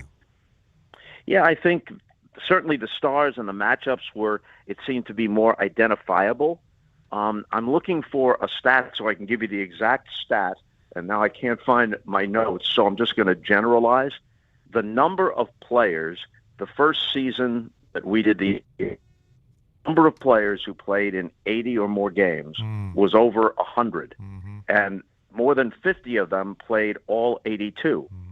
Last season, there were only about 25 or 30 who played more than 80 games, and only 11 played all 82. Now, the most stark example of that would be a big star from the other conference comes to your arena only once during the regular season. For example, the Spurs tomorrow night will make their one visit to the 76ers of the season. And if a superstar sits out that game, either because of load management or a very minor injury, just a tweak, and you're a season ticket holder, or maybe you saved up money to go to this particular game because you want to see this guy and this team, that's pretty disappointing. Now, speaking of that game, and obviously the star that you'd be talking about on the Spurs side is Wembyama. Right. Of what you've seen of him, Bob, we were just discussing this. Alan made the assertion that if he is able to stay mostly healthy, he could have a Kareem Abdul-Jabbar-like career. Do you see a healthy Wembyama having the potential to have that kind of career? Well, you got to consider what Kareem's career was in its context. 3 NCAA championships. And what did he lose? One game? Lost that one game to Elvin Hayes that broke a 47-game winning streak, and then they avenged that in the Final Four. 3 NCAA championships, would have been 4 if he was freshman eligible at that time. 6 NBA championships, 6 most valuable player awards, until LeBron recently passed it, the all-time leading scorer in the league. So you could be incredibly great, inner circle Hall of Famer, and still not touch Kareem's career. But Wembanyama's skill set is extraordinary. He handles the ball like a guard. He'll take it to the basket. Did you see that one dunk he got from the elbow yesterday? From the elbow, Bob. Ridiculous. Who it's does like, that? look out below, Yeah. right? Yeah. Unbelievable, right? And then he'll back up on the next possession and shoot a three. Mhm. And it's not an awkward three. He has that kind of touch, and he plays defense. And I said to Doug Collins, we'll talk about this tomorrow with Mike Fratello on the game, is he necessarily guarding a guy? Like, I've got this guy? Or is he just roaming all over the place like a condor? Right. Does he have the whole team? You know, how many times do you see, even though the Knicks won the game, how many times yesterday did you see a guy start into the lane, see Wemby, and back out? Yeah. Yes, that happened, and it happens a lot because of what you just said. His reach, his wingspan is enough where, kind of hyperbole here, he could high five a player on his bench and a player and a fan in the first row on the other side of the court. Like, he really does cover. Right? Or Larry David or Ben Stiller. Right. I was thinking of who would be sitting there. But what's also, to me, remarkable about him and why I said what I said, and with all of that you have seen over the years, there was a time, and I love this Will Chamberlain quote, they had to change the rules so I couldn't dominate. They changed the rules so you could. And it used to be like that. Oh, no more dunking or whatever it was. I mean, going all the way back to the key being wider so that George Mikan couldn't dominate, and we have now 3 seconds. Right. They won't do that to this player. And that's what I think is different when you think about over the years how they kept changing rules because of big men dominating. I don't think he'll ever have to face that. Do you? No, I don't, because obviously you want to enhance anything that makes a superstar shine even brighter and more appealing to the casual fan. It's another thing he has going for him. He can make free throws, like Kareem. Kareem was like a 72% career free throw shooter. You hack a Shaq because he couldn't make free throws. Wilt shot barely 50% from the free throw line for his career. I think it was 51%. And one of the most amazing stats in the history of any sport is the night that Wilt scored 100, he was something like 28 of 34 from the line. They were fouling him on purpose. Which is ridiculous. They were fouling him on They purpose. were fouling him on purpose. He was making them. Yeah. It was that one night in his life he was making them. Bob, I know you got to run, but just one quick last one. Of course, you're going to be part of NBC's coverage for Sunday Night Baseball as well, and we've got the World Baseball Classic, and it's tough to be on the heels of what happened with the Olympic hockey team. The Olympics are just something different. But can the World Baseball Classic maybe get to what we saw with the Four Nations? Can it grow into something that can be special like that? I don't know if it can get to the Four Nations, but if you think back just in the most recent World Baseball Classic and the way it ended with Ohtani striking out his then teammate Mike Trout, you couldn't ask for better drama than that outside of a postseason game, World Series game. I think it's built in excitement and in interest, but I really think that it's still more hardcore baseball fans that are interested in it, or fans of a particular country that are interested in it outside the United States. I think U.S. interest in it is significant among people who would call themselves avid baseball fans, but I don't think it reaches the level of, a postseason baseball game. Bob, you've always been kind to us. Thank you for giving us a couple of minutes. Best of luck in everything that you're doing, man. It's so good to watch you. We would love to bother you and have you pop on again every once in a while, man. It's always a treat. Happy to do it. Every once in a while. That's the key. Every once in a while. See? But as long I as try to spread it out. Yeah. As long as you bring me on and send me off with apparently a standing ovation, how can I say no? Exactly. Yes, Bob, always thank a you. Have standing fun ovation. tomorrow. Thank All you, the sir. best. See you guys. We will. Thanks. Bye. Yeah, he's awesome. I remember because he's very close to Mike Lupica, and then of course with Kay, so he'd always be a regular on either one of the two shows that I was on, and he's great to talk to. He just has a wealth of information, and it's nice to see him back. That temporary with basketball, but also with NBC's coverage of baseball. It's cool. On Sunday Night Baseball. Tomorrow, the actual booth tomorrow is Bob, Doug, and the Czar. Yeah, I mean that's just unreal. Who doesn't want that? It's unreal. Now, what he said though, I'm curious about. Obviously the new generation audience, because we grew up on the narration to open, the big open, right? Obviously the John Tesh thing was something that caught on, but there's a reason why it caught on. Not because it's a great jingle, but because you knew it meant, we got a good game. Like, we got a game, right? And so you have that. You have the narration. You have the setup from game to game. It felt big time. Now, did it take a minute? It's almost like A great example is a sitcoms or TV shows that used to have the theme song. Yeah. And the theme song comes on, and you see all the little bits. And now on Netflix, you have skip intro. So you don't have to see the same theme song anymore. That's right. You know what I mean? Like, is it just that got played out and people just want to get me to tip off? I don't need to hear all this stuff. Or do we need to go back to that? Is that something that we miss in the broadcast because it just feels bigger? Well, the reason why you want to just get to it is because people's attention spans. Will they allow a big grandiose open, or is it just get me to the damn game? Well, how do Let's you move feel, on. Don? Do you like the big grand intro? Because it makes it feel like it's big. It makes it feel like it's important. Like I thought one of the great things that ABC and ESPN did when they got hockey back a couple of years ago was bringing back the song. Da-da-da-da-da-da. Like it's Pavlovian, right? You're taken back to a certain time. But I think the younger generation, and it's not to sound like an old man, it's just a fact, younger generation has so much else to do, so much else to distract them. They're coming for the game. Are they even going to watch the pre? Are they going to watch the open? They do this with sitcoms, too. I mean, you don't have those long intros. Remember, Speed was on the other day. The original.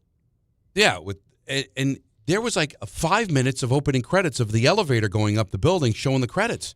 It's like, dude, people are going to be off the movie by then. Now Dude, with James Bond movies. Like, no, I'm not going to sit there. How long did it take to get to the first scene in James Bond movies? I know, or there'd be movies with like an animation to start. Yeah, like to With roll credits. the credits. Now it's just like let's have an explosion in the first 30 seconds. Otherwise, the people that are watching on the app aren't going to flip to something else. Like, so that's where it is. I've had program directors tell me, let's not have an opening song. Let's just come out with a really hot opinion 3 seconds into the show and let's get rolling. Right, no because banter. if you start messing around, you're going to lose people. Yeah. What were you losing 30 years ago? There were half the channels. There wasn't a computer to distract you. So you got into, all right, this is what I'm going to do it's a settle-in at kind of 3 thing. o'clock on a Sunday. This is what I'm going to do at 9 o'clock on a Monday for Monday Night Football. That it's different now. And I'm not saying it's better, but I just think that now people have other things to do. I watch my kids. I can't, as much as Marco loves sports. Skip intro. I can't get him to watch a whole game. Even the gold medal game, I got him the third in overtime. I can make him sit there 2.5 hours. He's got his tablet. There's other things going on. He wants to run around, do it.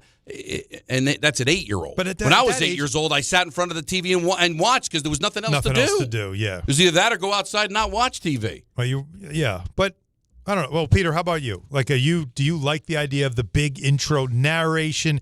Tell me about this game and what it means. Give me a little history about it. For big national TV games, isn't that the point? Like, to me, that's what it's about. I like when I get to watch my team on national TV, that the upside is I get to see the way a national perspective is of my team, right? So, no, I don't need it every night when you're watching. No, not every night. But this is what I mean, though. Yeah, why would you not? Back in the day when NBA on NBC always meant the song and then a explanation of what's, especially in a playoff series. But it's always in the playoffs. I love it. Yeah, but it's even the big matchups were always a little history between the two teams you're playing tonight or you're seeing tonight, or something that just kind of to me, again, spoken word narration with the right kind of visuals. It feels epic. Yeah, and I felt like love it, and they're also writing. Good writing draws you in. Costas is a great writer. Oh, but here, and this is no disrespect to to Jim Brown on James Brown on Fox and Kurt Menefee. We know their work; they're tremendous at what they do. But do you feel they're a part of the coverage the way you felt Greg Gumbel was on NBC and Brent Musburger was on CBS? Because you sat there invested. You watched the whole pregame. He set you up. You are looking live at Giant Stadium. Yeah. They were a part of it. Yeah. And now, because everybody and their mother's doing a pregame, you're watching. ESPN starts at 8 o'clock in the morning, right up until 1 o'clock. Now it's like, just get me to the game already. But when we were kids, all you had was 2, 4, 7, 9, 11, and 13, and if you wanted to watch Sesame Street. So I remember my coverage of football when I was a kid was noon. Yeah. Now, as I got older, it was like, 9 all right, it was kickoff, and I just don't know if any pregame can hit like that, where you feel like they're part of the coverage. All right. So the open, thinking is that those days are over. Is that what you? I think they're over for a certain generation, But what we're going to see tomorrow is a whole generation of people that are going to watch this and be completely hooked. I might say it's going to take them back. It's a nostalgia moment. It is. And I did my top 5 during COVID. You know, you would have, Musburger as the pregame leading into Madden and Summerall. That was a big deal. Mm-hmm. And as much as Buck and Aikman are a big deal and for us or all the other guys and all the different coverage, it's a little bit different now than it was back. Mm-hmm. And people consume differently. There's just too much else going on. So I think this is a nostalgia thing. Okay. But as far as moving forward, I think if you found yourself to be a program director or a sports director of a TV, you would probably be thinking, all right, how do we get to it? How do we get to the coverage? But, yeah, to hear what they had to say to open, it was, Costas was. It wasn't like it was a 15-minute soliloquy. It was. It just set the stage. A 30-second scene set that brought you back, like caught you up with why this game matters. Right, because and the other thing too, the dirty little secret is he didn't have to worry about Jordan sitting out. Right, that's true too. If Magic and Bird were playing a game, you didn't have to sit there and have your open be like, well, Bird's on load management because his back's been barking on him. Fred Roberts starting tonight for Larry Bird, and now you're trying to hold on. It's almost Hold on. Let's say the regular season's different. It's just different than it was. Fred Roberts. Why you just took me? I mean, wasn't that good? You unearthed a core memory. Yeah. One of the first true scrubs I remember from my childhood. Sports fandom. Darren, make my day. Wow, but Fred Roberts had the look. Fred Roberts was. I believe he was Mormon. Was he a Utah guy? I think you're right. Yeah, he was. Or am I just like thinking Oral Roberts? But he felt Utah, and he was definitely drafted like in that same vein of what those Celtics were supposed to look like. Yes, for sure. And back in the day, you mean very white? Hold on, Fred Roberts. Utah. Brigham Young University. Oh, BYU. Look at you. I knew. You know your Mormons. You know your Mormons. I know my Mormon b-ball players. Maybe the greatest of strange polls. That was up there. Fred Roberts out of nowhere was that hit. Costas stole a little Allen's thunder, but I think he'll take it because Bob Costas is an A-list celeb to get on. I'm excited to hear from Doug and the Czar too. Although I do think I have to mentally prepare that I haven't seen Doug Collins and the Czar in a while. Like they are going to feel older tomorrow. Sorry, so Bob's forever young. Mike Fratello still does games like the Clippers and another team. But I have actually, it wasn't this year, but last year. You saw him? I think we were doing the same game, and I might have been a Clipper game. Had a nice chat with him. Looked the same? Ish? Ish. Okay. Yeah. Okay. Yeah. Older version of himself, but still very much. But I will say this. What you'd expect, and still very witty. When I think of the Czar, and I think of him being teased, like the nickname kind of teasing him as the Czar. He's the Czar of the telestrator. Marv, I think Marv. Of course. That's the gear, respectfully, to a guy who just had one of the great calls of all time in Kenny. That's the gear Marv had that Kenny doesn't have the same of. Is he sounds like he's being straight, but the sarcasm of mocking the people around him. The dry sarcasm. The super dry Marv sarcasm was like such an underrated thing. Yes. Like if you weren't paying attention, you were just like a very straight shooter yourself, you might not realize that he's like kind of clowning for throwing but darts. He is. Like he's just messing with everyone around him all the time. Yeah. They were so good, man. All right, we're going to honor Allen's tease. You bet your ace. That is coming up next. We've got ENN at 6, and then at 6:30 it's Rangers hockey on ESPN New York. Now, I want to talk to you guys about college basketball because it's nonstop. Big games, tight spreads, big games. It's all there. Momentum swings every night. Now FanDuel's giving you a way to turn that energy into bigger wins, all right? Because, how about this? With a college basketball parlay profit boost, listen to this. You can build any hoops parlay you want. The early tip, the rivalry game, the right matchup, the late-night West Coast shootout, mixed spreads, totals, props, whatever fits your read of the slate. Then just go apply your profit boost and instantly bump up that potential payout, all right? So you can go safe, you can go spicy, you can go with the team you've been with all year. I'm not pitting my Terps, that's for sure. It's your parlay, your style, now with more upside behind it. Head to FanDuel.com/local to get started. FanDuel, play your game. 21 and over, physically present in New York, opt-in required, minimum 2-leg parlay required. Bonus issued is non-withdrawable profit boost tokens. Restrictions apply, including any token expiration and max wager amounts. See terms at sportsbook.fanduel.com for help with a gambling problem. Call 877-8-OPEN-Y or text OPEN-Y 467-369. Hi, this is John D'Agostino from D'Agostino & Associates, the injury firm. I've talked about how a construction accident took my father's leg. The heavy prosthetic he wore looked nothing like the high-tech limbs we have today. It was crude wood and metal, held together by bolts that dug into his skin and left painful ulcers. But the thing I remember about my dad is how he never complained. He put on his prosthetic leg and he went to work. He coached my baseball teams, danced, sang karaoke, and even loved to travel. He may have limped, but he always held his head up high and he lived with dignity. At D'Agostino & Associates, I spent over 35 years building a law firm that helps accident victims and those in need of their Social Security disability benefits. We fight till our clients get the money and dignity they deserve. So call us today at 1-800-BITE-BACK. That's 1-800-248-3222. We have offices throughout New York and New Jersey. So don't tell me personal injuries aren't personal. I know what they can cost a family. I've been there, and I'll be there for you. D'Agostino Law. Bite back.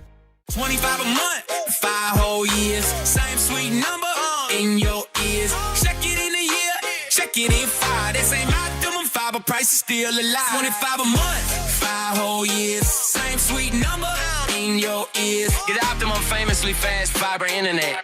Optimum.com/25 for 5. Or call 8884-OPTIMUM. Terms apply. See Optimum.com for details. What if your instincts could pay off? With Robinhood Prediction Markets, you can put your sports IQ to work on the games you know best. It's not you against the house. It's you participating in a live market. Buy or sell your predictions all game long. Trade every play with Robinhood. Visit Robinhood.com/predict. That's Robinhood.com/predict. Futures and cleared swaps trading involves significant risk and is not appropriate for everyone. Event contracts are offered by Robinhood Derivatives LLC, a registered futures commission merchant and swap firm. Stop what you're doing. Gold is around $5,100 an ounce. If you've got gold or silver just laying around, Estates Roadshow wants it, and they're paying top dollar on the spot. Broken chains, old rings, coins, watches, diamonds, vintage jewelry. If it's valuable, they're buying it. No appointment needed. Just walk in, get a free appraisal, and walk out with cash in your hand. They're also buying pre-1964 silver coins, flatware, sterling silverware stamp 925. They're buying coin collections, gold, silver, foreign, and domestic. Plus, they've been in business for over 35 years with thousands of prior happy customers. Licensed, bonded, state-certified scales, the highest tech equipment, employees with GIA certifications. They are numismatic experts. Estates Roadshow is happening this week, Monday through Friday in Staten Island at the Hilton Garden Inn, and Friday through Tuesday at TMT Cash for Gold in Old Bridge, the bright yellow building on Route 9 South. More info, follow Estates Roadshow on Facebook or visit tmtcashforgold.com. Focus Features presents the film Hamnet from director Chloe Zhao and producers Steven Spielberg and Sam Mendes. The AFI hails. Hamnet lifts the audience high above humanity. And now the Golden Globe winner for Best Picture of the Year has been nominated for 8 Academy Awards, including Best Actress Jessie Buckley and Best Picture of the Year. Hamnet, our stories live forever. Rated PG-13. May be inappropriate for children under 13. Now playing in theaters everywhere. And now it's time for traffic. Here's Brandy Scott. Thanks so much, guys. We've got this big issue on the Grand Central westbound, getting onto the westbound BQE in Queens. Big pothole on that ramp, and now a car got stuck in it. Left lane is out. Traffic is stopped from Northern Boulevard and City Field. They picked up that crash on the Staten Island Expressway westbound over by the West Shore. Damage is done. You're hitting the brakes there. Backed up across the Verrazano into Brooklyn. Inbound George, upper deck, just about a 5 to 10 minute ride. Best of it's to the outbound side, southbound Deegan and Henry Hudson. Cross Bronx westbound, just crawling from right after the Bruckner on through. Outbound Lincoln and Holland tunnels are running about 15 to 20 minutes each. This report is sponsored by the Positive Coaching Alliance. Questions about youth or high school sports? Well, the PCA can help. It's a national nonprofit developing better athletes and better people through youth and high school sports.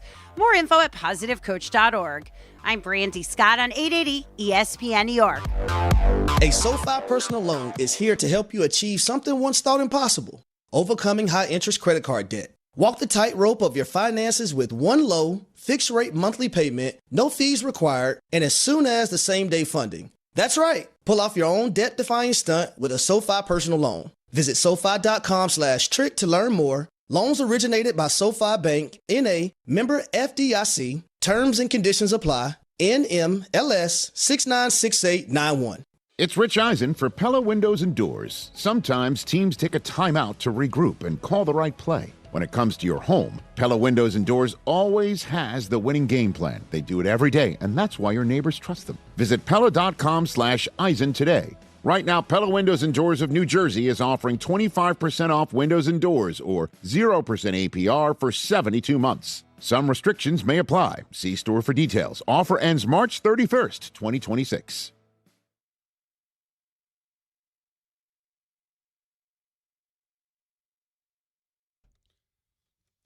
See us live from the Irish exit at Moynihan train station Friday, March 13th before the semifinal round of the Big East tournament.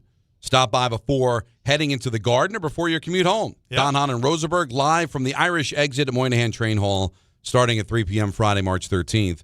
Just steps away from Madison Square Garden, Penn Station. Brought to you by Schweppes. Above the rim refreshment. Feel the madness and fresh your game with a Schweppes Seltzer or Schweppes Ginger Ale. Sam Adams and Sun Cruiser Vodka Iced Tea available at Bourbon and Branch and Taylor Pub. Must be 21 or older to purchase.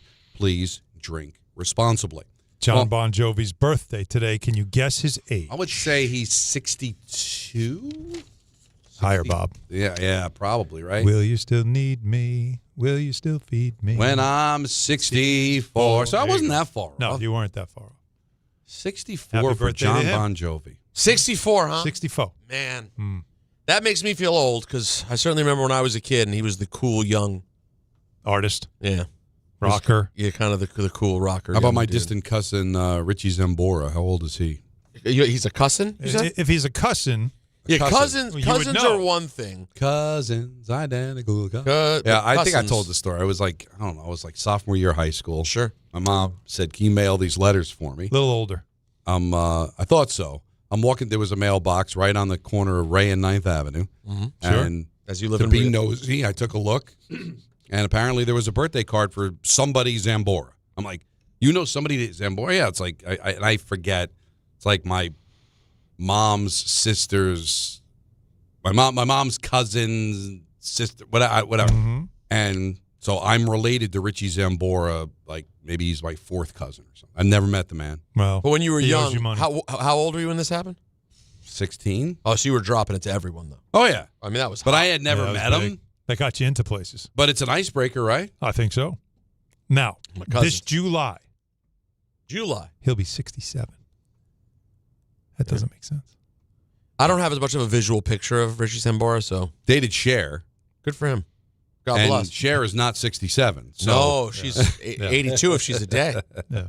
He was Right? married to Heather Locklear, right? yeah, listen, he Wait, he was married to Heather Locklear? Yeah. And what's That's she? for What's, a- what's for she a long about? time. What's she about? 60? Probably. Yeah, probably. Maybe a little older. Probably. This is where Anthony chimes TJ in Hooker? saying, you know, you guys are, it's 30 years ago With when Heather? you guys were I young. wish we were talking 90s, Anthony. Yeah. What's the line? Yeah. And we're not even talking 90s now. This is 80s. What the episode of Wayne's World where they meet Heather Locklear? With Heather Swing. Locklear. Yeah. They loved Heather Swing. Locklear. She was such Heather Locklear's an interesting moment in time, right? The definition of Pam Anderson and Jace. TJ Hooker. What's that? That was the show she show. was on. With Will Shat. That's Yeah. not what I know. That's before my knowledge of her. What was your knowledge of her? Melrose Place. Okay. Oh. I didn't watch Melrose Place. Well, I didn't I'm either. a But that grown that man. was the That era was in which after she the was fact. huge. Yeah. No, but she the Wayne's World era in which she was huge, Yes. like 90, 91, that time was Yeah, Melrose metaphorically Place. huge, of course. But they probably had been, their characters would have been into her from Yeah. TJ Hooker. TJ Hooker. Right. But I was young. I'm 12 at the time. I don't even. So you were ready to go. And the other, you know who else was big? Remember they held the sign up of her in the movie? Of the era? Who can get this poll? It's borderline strange at this point. Well, this but is it wasn't. from SNL? No, I think this one's in the movie. The first one. Yes. They reference her. She's not in it, but there's a picture of when her. they do the swing. Oh my God. 3? Not 2? Not Bo. No. 1? No, not Bo Derek. Not Bo Claudia Derek. Schiffer. Claudia Schiffer. It is kind of now a strange pull, thought it right? was like I mean, many people had a something strange exotic. pull with Claudia Schiffer, but you know what I'm saying. Oh, that's one I think for many of those people, it wasn't strange at all. I bet. No, it's actually really Fairly familiar. common. No, and very familiar. Frequent pull, maybe. Yeah, familiar pull. The most familiar pull. For some people, the only pull possible.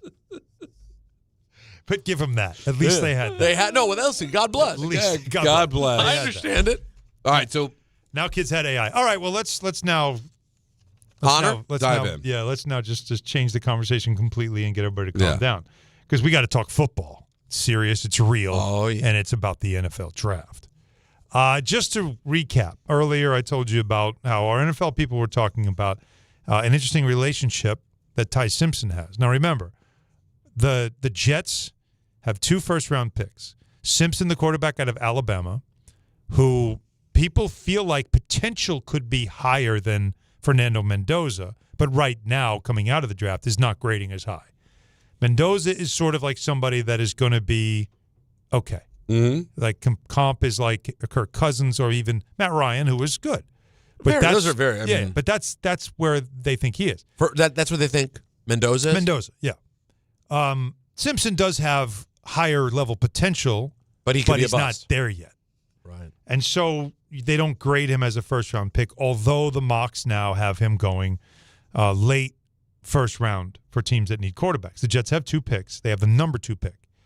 The reason why I'm asking Jets fans how we feel about this is because the numbers. So if you're thinking the Jets don't have to take a quarterback at 2, and if they wanted to get Simpson before somebody, say, the Steelers gets him at 21, would you take him at 16? The question, of course, is did you need to take him at 2? Because at number 6 lies the Cleveland Browns. They have a new head coach in Todd Monken. Why does that matter? Todd Monken, when he was at Georgia, recruited Simpson to Georgia. But that's not the only thing. Monken and Ty Simpson's father, Jason, are very close friends. In fact, Simpson talked about it, saying, my dad and Coach Monken go way back. They talk often. And then, of course, he said it would be a dream come true to get to play for Coach Todd. They have Shador, they have Dylan Gabriel, they have Deshaun Watson. But as we all know, when a new regime comes in, those aren't my guys. I want my guy. Mm-hmm. And especially if it's somebody that you know really well. Now, again, Ty Simpson's dad, Jason Simpson, is a college football coach at Tennessee Martin. So there's a lot of there. And why, if you're a Jets fan, should you be watching if you think Ty Simpson is worth your time this year? Do the Jets feel pressured to take him at 2 so that the Browns don't take him at 6? And now you have no options at quarterback in this draft. But you bring up something really interesting if you love the player. Like, you can't stray from how you feel about Ty Simpson. If you think Ty Simpson is a guy that I take at 16, but I don't value him any higher than that. That means you're kind of on the fence, but because you have 2 first-round picks and you're willing to take the chance at 16, you can't be swayed by him not being there. And all of a sudden jump to 2 and use your 2 pick on a quarterback that maybe you think is only worthy of a 16 or worthy of a second round. If you love him, you love him. If you don't, you don't. You can't be motivated by anything else. The only problem is, Don, if you think he's got potential to develop into something special, which some people do. And now what you're saying is, okay, I'm willing to let a quarterback go off the board this year and not even take one, which I've said from the beginning that's what you should do, right? Don't even think about quarterback this year unless you want to take one late rounds, just take a shot at one of those guys that didn't quite blow up like they thought he would in college and maybe just see if something happens and then wait till the following year. The only problem is, as we've been saying on the show, is now you've got to be really bad for 2 consecutive years. That's something that doesn't always happen, especially if Aaron Glenn and his very unique skill set of calling plays, if that's something that changes your team and now you're winning more than 4 games because you're just better. You're still bad, but not bad enough to be in the place that you can get one of the better quarterbacks next year. Now you're out of the quarterback. I sweepstakes again. I understand. So it's hard to say just play for a quarterback next year when being bad I get that. means guys can lose their jobs and everything changes. But to me, it's 2 separate questions. I understand that you can't. Well, it's one, isn't it? Well, it's 2 in one the that sense leads to another. It does, but you can't worry about next year because, again, you don't have that much control to know unless you just decide I'm going to tank and lose every game, secure the number 1 spot, and have all these guys. Yeah. If you're going to play it out, you got to play it out to where, hey, I might not be in the position to draft a quarterback. Okay. It's got to be, how do I feel about these quarterbacks? you can't be swayed by other people's interest. You can't be swayed about what could happen next year, and you cannot be swayed by need. There used to be a theory, never draft for need, always draft best player. That's changed, but the one position it hasn't changed is a quarterback. Never draft for need at quarterback. Draft because you believe that's the guy. Okay. Now, you said project. Project is a nice way of saying you're a long shot. That I'm hoping that at some point you could develop into being a good quarterback. Project could also mean not ready yet, but could be ready in time. Right, but you're still kicking the can down Jordan the road. Love was a project, right? Like there's certain players that you could turn into something if you give and it time. Mayfield turned out to be a project, not knowing. Maybe it took a while for him to get going. True. Same thing with Sam Darnold. Yeah. But if I look at a guy and I think he could be a project, my odds of him not making it are much bigger than somebody who I think is a can't miss. Fair. All right. Now I move up to 2. So now I might have to make a decision to pay this man while he's still in the midst of being my project. Right? And then you get into a situation you did with Sam Darnold, like, all right, he's not where I would need him to be. I've got the 2nd overall pick. I'm now going to let him go so I can start again. So do you want to be in that situation where I draft Ty Simpson at 2? You kick to 4 years later. He's starting to show something, but now I got to pay him. And I don't know if I want to pay him. Now I'm in a Daniel Jones world. I'm in a Sam Darnold world. Do you see the problems that happen? If you think Ty Simpson is the next Joe Namath, then you do everything you can to draft him. Take him at 2. Who cares? I've always said, as bad as the decision it was for the Giants to take Daniel Jones at 6, you like the commitment. That was the conviction that he had. He was wrong, but that was the conviction. What's your conviction on Ty Simpson? It can't be, I like him, but oh my God, Cleveland might take him, so now I need to like him more. Or I don't know if I'm going to be able to take a quarterback next year. I need to like him more. How do you feel about him? Well, all right, again, you like him and first think, I don't have to take him until 16 because no one really is going to do it, and I can get a great player too and still get this guy, and then you realize I might have to take him first because he could be off the board and I want this player, right? But that's what we need to know. We don't know if the Jets are there. See, we don't know if they're Here's there. the thing about, and I don't know what their board is, but your board has to be God. To me, if I was a general manager, my board's God. I pay my scouts a ton of money. I've got assistants, and I've got my abilities. I've created my board, and my board says that Ty Simpson is a 16th overall pick in the draft. I got to honor that. Otherwise, now I'm letting everybody else dictate what I'm thinking. I got to honor that. And that means if he's not there, he's not there. You know, but I can't make him into something he's not because I'm afraid somebody else is going to take him. Okay. If I've got him at 2, then maybe I can play the game of maybe I'll roll the dice and see if I can get him at 16. But that's stupid because if you really believe he's 2, be damned what everybody else thinks. Right. Peter, don't you think you just got to honor your board? You put all the work into it, your knowledge, other people's knowledge. You can't let other people poke you around like that. But if you honor the board is not going to have Ty Simpson at 2. Right. Even if you like him a lot, it's going to have someone else there, and you're going to have to roll the dice at 16 and say, we're going to get him before Cleveland. This is a draft that a lot of the football people at ESPN are saying is not a premier position draft, quarterback, edge, right? It's more of like other pieces that you really need, safety, corners, interior defensive linemen, offensive linemen. Like, there's no left tackle, there's no quarterback, there's no edge rusher in this draft that is like generational. There's really good ones, but not generational. So this is the draft that you kind of pick players for positions that but you hope to get hope to get a generational safety. Yeah. Or I heard for the Commanders some people talking about Mike linebacker, like getting a linebacker that they think can run the middle of the field. Those 3 positions that we know are really valuable: safety, linebacker, running back, that are really valuable but seem to be undervalued in money and draft picks in this version of the NFL. But if you can get one that's a forever one versus a mediocre position that's super valued, why would you force yourself? Yeah, it's an interesting question for sure. 1-800-919-3776. Your thoughts on this? And also ENN coming up at 6 o'clock. You bet your ace. Then it's Rangers hockey at 6:30 here on ESPN New York. Good Karma Brands is proud to be an equal opportunity employer, providing equal employment, development, and advancement opportunities to all teammates and applicants. To learn more about careers with us, please send an email to talentacquisition@goodkarmabrands.com. That's talentacquisition@goodkarmabrands.com. Hey, it's Alan Hahn. Rings End is your locally owned Benjamin Moore retailer. They're your store for quality with a full line of brilliant and durable Benjamin Moore paints. They're your store for inspiration with thousands of colors and a variety of sheens. And Rings End is your store for expertise with one-on-one advice for contractors and homeowners. Insist on Benjamin Moore paint from Rings End because the gorgeous color you love can't be matched in another brand of paint.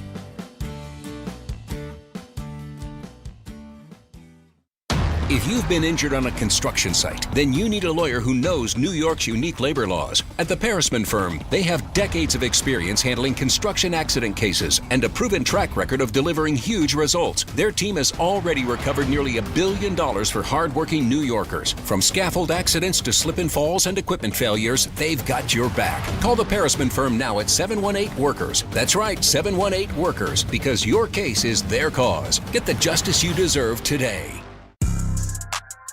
Attention New York Verizon mobile customers.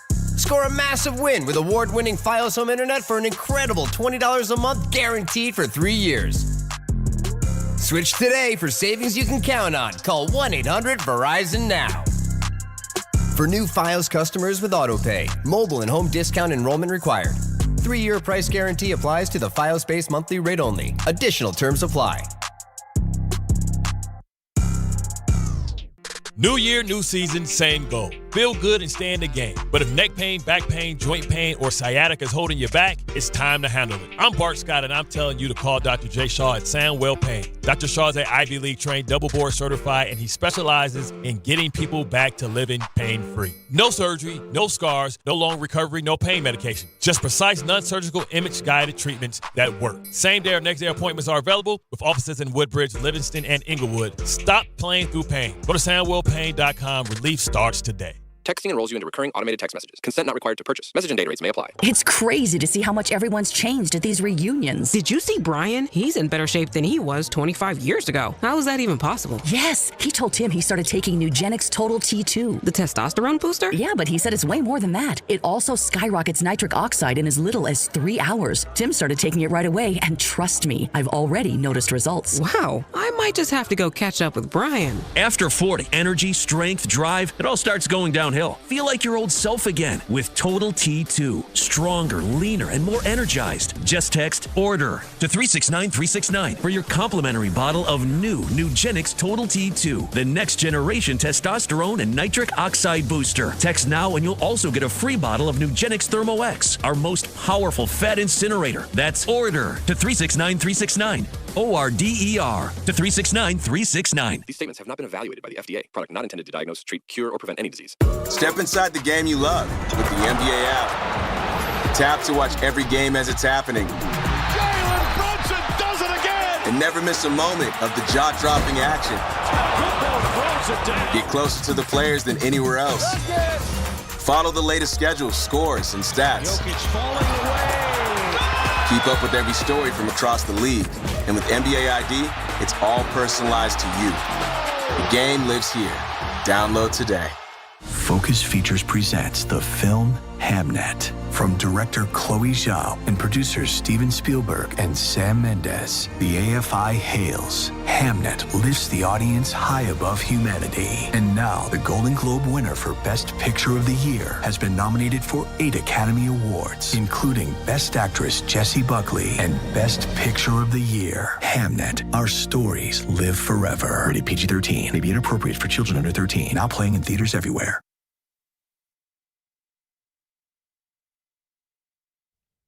Oh, yeah. Happy birthday, baby. I still maintain the start of this, no matter how you feel about where the song goes, and we all have a right, but this first 30 seconds or so. Oh, relax. No, you can't hate on this. You got to enjoy this. That part? It's all right. No, it's nice. And then it gets very cheesy, but I still love it. It hits my childhood bones. I know, I get it. We're just in a different place. It's very nostalgic. I get it. You were already, if you were the man you're supposed to be, you were already spitting on this song when it came out. I'm going to tell you Once upon a time. Where I was 8. You got to realize long something. Ago.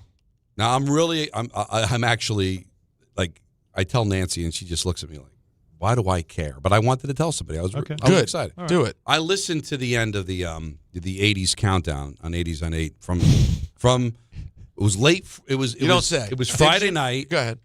And I listened to it was 1989, which is pure filth. Awful. All of it. Just a complete god-awful garbage. year of music. God awful. It's tough. So terrible year. But I listened to the end because I wanted to find out what next week's going to be. And next week is going to be first week of March, 1981. So you're talking about late 80 into early 81. Now, technically, the music's no better, but I love it because that's when little 13-year-old Don LaGreca was listening to music. Yeah. In the backseat of my parents' car, driving to school, hearing those songs. It's different. And I love it. So I can understand how you feel because that was a time where, but I was already the metal snob, these long hairs trying to be hard rock metal. You hated it. And even though they were from Jersey, and I didn't hate all of it, but but it made you. But I was very conceited with music because when I grew up at a time, where great music, Rolling Stones, David Bowie. If it wasn't metal, I had no use for you. You know what I'm saying? I got into a time where I was growing up, I'm a metal guy, so I'm not listening to any of the yo-yo stuff. You were missing incredible music. But I'm saying is that when I was growing up, in the early 80s, late 70s, early 80s, music was very segregated in the sense that I'm a metal guy, so I don't listen to anything else. Or I'm a classic rock guy, I don't listen to anything else. I'm a country guy, I don't listen to anything else. Then as I got older, I realized I'm missing out on so much. I wanted to go back to my youth when I was a kid and whatever popped on the radio I enjoyed. Mm-hmm. So it takes me back to a different time. So it's mostly nostalgia. It really has nothing to do with the quality. Some things we know are good. I know that makes me feel good to hear. And yet when I just heard the whoa, whoa, whoa, I'm like, this is you were objectively horrible. Why is he burping into the mic? But I love Can I give you you talk about an awful, this was my high school graduating year, 1989. And it's the worst music in the history of music. Yeah. This is the top 10 of that year. Ready? Listen to this. Get ready. Chicago, Look Away. Love Chicago. You know it. Look away, baby, look away. Terrible. I don't want to miss you much. Not awful. Bobby Brown, My Prerogative. Not a terrible song. More than not positive. It's not great. It's not great. Well, in retrospect, it's my prerogative. Was that on the album Don't Be Cruel? Yeah, Don't Be Cruel was a better song. But Don't Be Cruel, that's corn poems. Well, no, Bobby was, But My Prerogative was really kind of goofy. I loved it at the time, but again, it's the same as Bon Jovi. It gets worse. Every rose has its thorn. Loved Poison. It. By the way, Stop now it. we're into Stop I was 8. Poison made me sick. I'd rather take poison. Rose has its own. I was straight up. It's horrible. Paula Abdul, straight now, up. Here's the Obsessed. thing. Obsessed. But this is the best year of music I've ever heard in my life. You know what's interesting, though? Disgusted by it when it came out. But that, I do like it now because I can appreciate it more. The straight up. Straight up? Yeah. All right. Oh, straight up. Miss You Much, Janet Jackson. All right, now we're having It's okay. No, we're having a conversation. But at least we're it's a real talking about song. these are the biggest songs No, of the year. But I'm just saying, Miss You Much is at least its own Another thing. It's Paula well produced. Abdul. Big year for Paula Forever Abdul. Your Girl? Cold Hearted. Oh, that you want Cold-hearted snake. He don't play by rules. All right, gets worse. Girl, don't play the fool. Listen, He's a lover boy at play. I was in love with Janet. This is when I was in love with Janet, Paula Abdul, and Madonna all at the same time. Yeah, I understand. I'm 10 years old. Were you in love with Bette Midler? Wind Beneath My Wings? Wind Beneath My Wings. I mean, listen, it is what it is. It's what can and you then do? let's top it off. I'll end it here. Beaches, right? Yes. It's a big song. I will end it here. That song did well for her. I like it. No, it's hard not At to. the time, I didn't, but I look back. No, it's a moving song. Here you go. This is all you need to know. Girl, you know it's true. Millie Vanilli. That's tough. That's the whole thing's tough. The whole thing is tough. I would. What is that? 2? That's number 8 for the year. But it gets uglier and uglier. But I'm not going to bore you anymore. Please. All I know is that the examples that are in this list. Tough. This will make you quit music. This will make you quit music. I'm good. I will say. I think music's awful, and I'm never listening to it again. That's all 89? 89. This is when I was hip deep into thrash metal and everything because I'm I had to counteract. Well, that's why it's able to exist because of how poppy the pop was. Yeah, it was just too poppy. But I need to let you know, just like the New Jersey Devils protect their home ice, Viking Pest Control protects your home. Sure do. And I know because I use Viking at my own place as the pest control provider and proud partner of the New Jersey Devils. Viking brings 45 years of trusted experience and expert service to keep ants, cockroaches, stinging insects, rodents, and even mosquitoes out of your zone. Their local team builds a personalized game plan that actually works. And when you bundle pest control and mosquito services, you score big savings. I did this myself. One call, one company, total peace of mind. You don't have to worry about anything. VikingPestControl.com, protecting your home inside and out. It's getting that time of year, guys, so you want to make sure that you are protected. 1-800-919-3776. Let's squeeze in a couple of calls before ENN. And let's go to, our friend Jay Scott in Daytona Beach. You're on ESPN New York. How are you, buddy? Good evening, gentlemen. Hey, Jay Scott. How art thou? Huh? Solid show per usual, boys. Oh, thank you. I want to weigh in on your guys' Jets concept here. Sure. If you had the draft capital that the Jets have, why wouldn't you go full-blown counterpart of your city, a.k.a. New York Knicks, and go Mel Bridge style and trade the 5 picks to get a solidified, decent quarterback? And if you could possibly do that, what tier-level quarterback conundrums a 5 first-round pick trade? A Patrick Mahomes. You said it yourself. Well, what was the word you used to describe the quarterback? Like decent? I need franchise, brother. No, yeah, I think that's what Don's saying. If five picks firsts? to get Patrick Mahomes, and they're not on the phone already with them, the thing then is, that's a failure. these to me, it's a great question, but it's all reindeer games. I don't know what Muji's thinking about these guys, but all I know is, and I keep always using this example, Ernie Accorsi believed that Eli was the next great quarterback, and he was going to get him no matter what. He would have settled for Roethlisberger. He would have settled for Phillip Rivers, but he wanted Eli. If you have that kind of conviction, nothing should stop you. Because if he does turn out to be Patrick Mahomes, you'll be kicking yourself. You won't be thinking about those stupid picks. The Giants won 2 Super Bowls. You think they're worried about Sean Merriman? They could have Sean Merriman. Who cares, right? Nate Kading. They could have Nate Kading, one of the best kickers at the time. Who cares? No, they believed in who they wanted. But I don't know. But this idea, maybe we get a decent quarterback. Look, you have to love Mendoza. It's and I don't know if anybody could love Mendoza. But you know what? If Muji does, do it. To get the number 1 pick and to get the Raiders to say, we could get a lot of draft picks, and this guy, we could do better at quarterback. You have to make the call. At least see what would it take. Is there any world, even if you completely disrespect the Raiders, and why wouldn't you? They're a terrible team, right? Poorly run. Yeah, but they have Tom Brady. But they don't have a quarterback. No, they don't. And if they pass on a quarterback, can you imagine an NFL team passing on a quarterback that you think is the next great thing?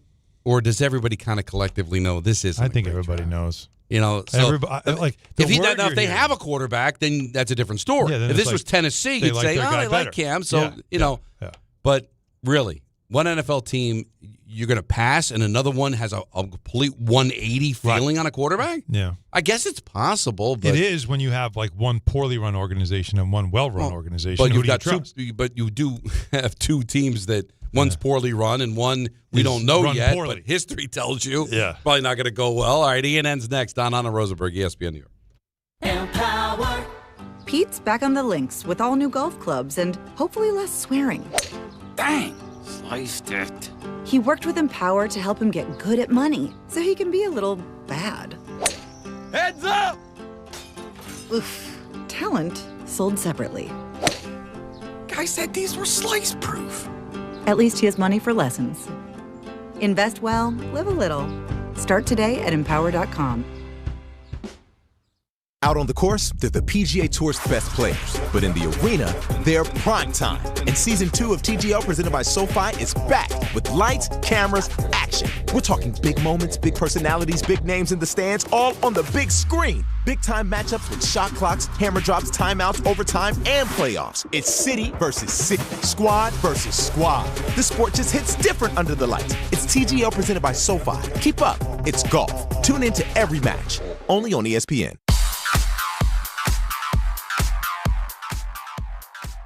And now let's take a look at the traffic with Brandy Scott. Thanks a million, guys. I hope you have a great rest of the night. We've got the Rangers home over at MSG. If you're going to drive into Midtown, definitely want to stick with the west side over the east side of town.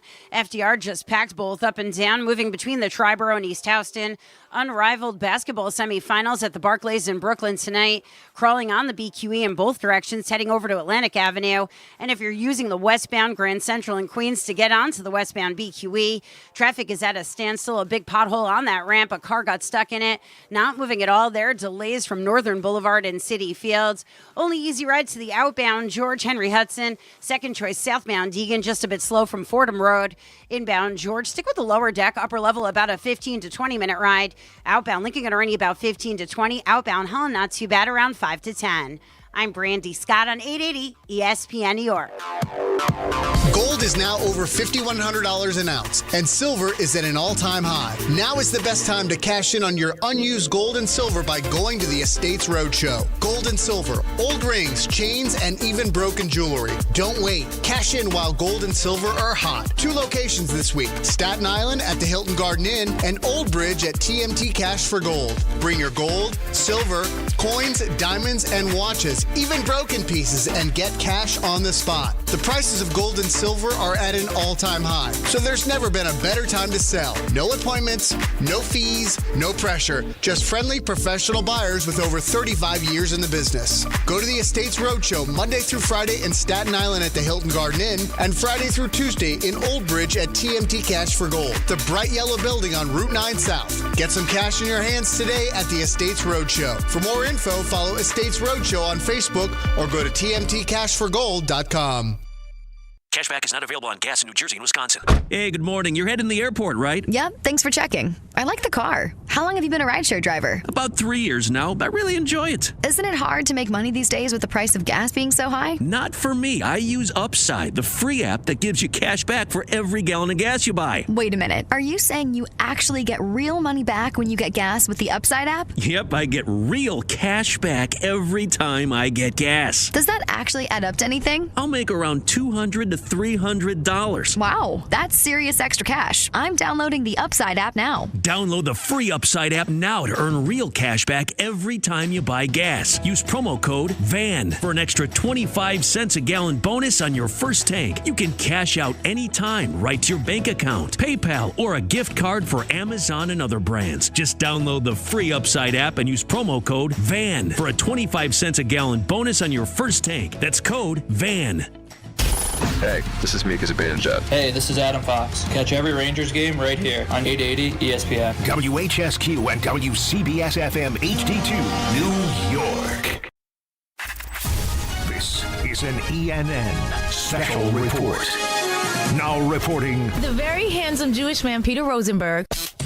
We should talk some sports. Do what you want. It's ENN.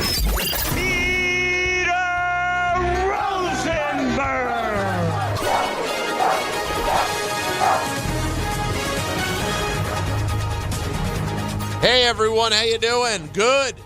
Welcome to ENN, brought to you by Ramsey Mazda. Ray Rowe. You ever watch YouTube? I'd like to start off by saying good evening to Don and myself. I think we can all agree that George is homely. The timing of it was really spectacular. That was at the expense of a great legendary person is no longer with us. But that was a we pause. Can all agree that George is homely. That was a pause you appreciated. Yes, that was a pause of strategy. Pardon. Of trying to forward the show. Mm-hmm. Not whatever you two clowns do during television. Do. Wow. Well, that's interesting. We try our best. What, hon? No, I just saw a stupid. Every NFL team now posts everything that happens about. Like that's the thing about social media. Sure. Is they have to stay busy all the time, right? So they have to post everything. Mm. So the Commanders just posted their full staff. They official. Their full. Real? Hold on, I had a drop for that today. Big Rod? Is it impressive? Big Rod? Let me finish my the full one, huh? Let me say my good evenings again. Good evening to Don. Game Time is brought to you by Tullamore Dew Irish Whiskey, because when it's game time, boys, it's jolly time. We got to workshop this, man. Good evening to Don. Alan's not good at it, but he tries. Damn. You don't try. No. Have you ever seen someone faster to agree with being told they don't try? Yeah, no. Normally it's the thing you're embarrassed about. Alan's not good at it, but he tries. Damn. You don't try. No. No. No. Proud. Your timing is very good today. Thank you. Good evening to Don. Unless you're going to kiss, what are you doing? And good evening to Alan. Pound it, Donnie. Pound it. You know what? It's aging on it. It's growing well. I have found a spot for that. You have, but you should. Because you're good at what you do. Pound it, Donnie. Pound Miami, Ohio. It was undefeated. It won its conference tournament. Yeah, it deserves it. It ain't made. Listen, I'm not going to tell you. It's not on True TV. It's not a top 5. Yes, No. Peter. It's the 12 o'clock Yeah, no. Tuesday True TV. But they're in the game. But They're in the we're dance. We're in, though. But they're there. They're not in the first. No. They're not in Dayton. Yeah, they're not in They're Dayton. not in Dayton. No. They're we're in not. the dance. Oh, all right. Yeah, So they not may even be Dayton. playing Dayton in the first round. Skipped right in, though. Yeah. I'll take it. Pound it, Donnie. Pound it. It's growing on me. I'm telling you, it's making a run. Good evening to myself. Big Rod? Well, that's the old Big Rod, isn't it? Right. We don't have the new Big Rod? Big Rod? Good evening to Sounded the same. Good evening to Bob Costas. Hey, Peter. Hey, Don. Yeah, that was awful. And Alan Hahn, of course. Oh, no. I'm just here to watch. Alan, sorry. That's so you know what you typical. know who screwed that up, right? Very typical. Don't say Anthony. Yeah. No. I'm sorry. He 100% said, here's what happened. no. Anthony, you don't even have to talk. Okay. Here's what happened. He said, you're going on with Peter Rosenberg, Don LaGreca, Alan Hahn. Mhm. Some version of that. Yeah. Then you did the intro. Right. Don Hahn Rosenberg, because he remembers us well radio-wise from the years on K, Yeah. he heard the Don and Rosenberg. Yeah. He knows, of course, he knows who Alan Hahn is. Nope. Yeah. But Not he a clue. lost. No, he doesn't. No, I disagree. Not a clue. No idea. Anthony, go ahead. Anthony, am I right? Nope. I heard it myself. Not, Anthony told him Alan is on the show, too. Twice. Yeah. Twice. Twice. No. Why twice? Because, he says he does Don Hahn and Rosenberg. Yeah, because this could be the former Met and with then Rosenberg. He right? finished Could it be off Don Hahn and saying Rosenberg. Alan is also on the show, too. Yeah. And then Wait, hold on. Anthony, you specifically said Alan's on the show? Yes, I did. Yeah. Why? Because you thought there's a chance this could happen. very good chance. Well, no, he confirmed who was on the show, and I confirmed with him those are the 3 people Right. that are on Then the that's a program. bad job out And of he, Bob. and he conveniently left me out, which is a typical He Comac just guy. got off a 48-minute media conference. Yeah. I'm sure that he had a lot going on. Let's listen again. Maybe it's not as bad as it sounds. It's bad. No, it's bad. Hey, Peter. Hey, Don. Pause. And Alan Hahn, Yeah, of he course. just. Oh no. Hey, I'm Peter. just Hey, Don. Alan, sorry. Oh. Oh, right. I got to tell you. Right, that is guy. It too late? Is it too late for that to get in the tournament also? Yeah. I mean, over time. That- That's a legend for getting That you in, right that there. in Namath. Now, real quick. But did you see the kind of friend I am, though? That's a teammate. Jumping in. Yeah, I jumped in. I wasn't going to let that float. That was No, too I- bad. listen, if you That was didn't, too- I would've. Okay, that's all. I want all three of us to be silent. Let's all listen to how long this silence actually is. Hey, Peter. Hey, Don. And Alan Hahn, of course. Oh no. I'm just here to watch. Alan, sorry. I was really legitimately shocked. You were. It was stunned silence. Because God Bob bless. is. I'm not just saying. I don't think this is hyperbolic at all. Yeah. He could be the greatest of all time. He could be one of the greatest announcers of all time. Sure. That does not forget people. No, he knows everything. Especially if he was told twice. That's why I think it was Personal. intentional. No. Dislike. Oh, it's just you could tell. Is it possible? I'm going to throw something out there, and it's a little Good. edgy. All right. Is it possible that, in spite of how much he covers the sport and loves basketball, is it possible, given certain things that Bob and I may have in common to some degree, he's anti-tall? No. I didn't think that. I just figured, again, Comac guy who's probably like St. Anthony's guy. Pff, this guy. Oh. He's out. Does he know? You think he knows? I'm just wondering. It's Long Island. It's a Long Island thing. We all know each other. Now, We're real supposed to know each other. Now, real Look quick. out for each other. Do you know him from the basketball days? No. You don't? Because you've missed, your emergence has been when he's been gone already. Yeah. In the last 20 years. Yeah, I grew up listening, Of watching. course. But since you've with been him around the involved. Garden all the time on the floor, he's not doing No. work. No. He's been at games. He comes to games, but it's not like somebody that Has I he ever come just across. has he ever handed you has he ever handed you his jacket and a $5 bill or anything? Here, kid. I'm sitting over here. No, didn't get that. He's Bring Bob me a Costas. drink when you get a chance. He's Bob Costas. He either said on the air, "I don't like you, Alan. I'm not going to talk to you," Yeah. or agree not to do the interview. No. he's not going to Completely snub him. ignored. So what happened, Don? Just a mistake. Probably forgot the name. I think he just forgot the name. Yeah. And so he he left it out. So you know what it is? He said the names. Knew there's a third and forgot. No, those are the third. Knows us by first names because of the years. And with Allen, he just forgot. And then when you said it, he was like, "Oh, right." And that silence might have been him maybe trying to remember the name. Remember, he had notes that he was going through. We caught. This is how great a guy he is. Yes. Most people would have just said no. 100%. We caught him in a 15-minute window where most would say no. He still felt obligated to say yes, but clearly a little distracted because he couldn't find the note he was going to say. And also, let's say the truth. The truth is, Don and I are both a rumor to him since the K show ended also, so he was kind of unaware of the whole thing. He just said yes because he's a good guy and saw our names and we asked, right, Don? Yes. I don't think he's listening to the show these days. So we got to get him back in the community to make this right. I think and I'm, of course, 90% kidding. Right. It hurts a little bit. It hurts. Because he's a Long Island legend. Yeah. And it's, for me, it's sort of like this was cool to get to talk to him. And it was like, of all the people you forgot. Yeah. It's me. But that's, Long Island guy. That's the world you live in sometimes. It hurt. There were times we would have guests on the K show where they wouldn't even mention we would ask questions. Oh, yeah. And not acknowledge it. And Michael would say, "Oh, Michael." Yeah, no. That's a regular thing. I would say something, we'd have a good back and forth, So and you in know the how it answer, feels. they'd say, I have known Joel Sherman for 25 years. If it's he a would day. be on the K show probably on average during a baseball season 5 times. Never would say my name. He'd answer my questions. Whenever Michael would ask a question, "Well, Michael." And at the end of the interview, "Thanks for having me on, Michael." Never acknowledged. How do you hate his guts? You have to. There's got to be a party. A deep disdain. Party that's got to be like, I would take this dude out. Because that's more than one mistake. Because it's intentional. I will give him this because I'm not going to answer your question. All right, which answers your question. That because of the absolute just laziness, ignorance of never changing the name of the show, right? That people probably figured, I'm sorry, Don and Peter really can't be that important. Their name's not on the show. Right. So why am I going to have to do extra work? It's the Michael K. Show. I'll thank Michael. I'll respond to Mike. Why do I got to juggle all these names? Why would I have to know the board op's name and the producer's name? Mm-hmm. As much as it really, to my core, makes me sick that Carl Ravitch. Yeah, Ravi. I despise the sight of the guy. Right. But I have to give him credit when he didn't acknowledge me. Why would he? Well, you just got to say hello to everybody involved in the show? He probably thought I was an intern.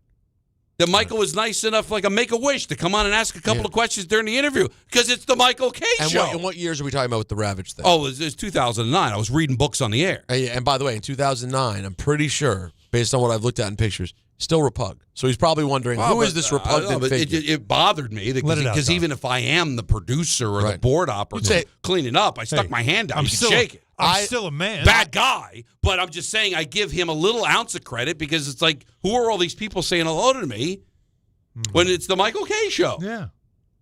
It's all coming out now. It's all starting to boil over. But Alan, doesn't this make you feel better? Because what happened here with you, that was a one-time thing. I guarantee next time it won't happen. Guarantee. He's irritating me now because this is reindeer games compared to us. Oh, yeah. True. The disrespect.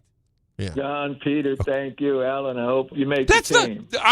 I would, for Joel Sherman to say that to me. And Alan Hahn, of course. Oh, no, I'm just here to watch. Alan, sorry. I'll next time just bring my contract and just show everybody. See? Look, it's me. It's signed.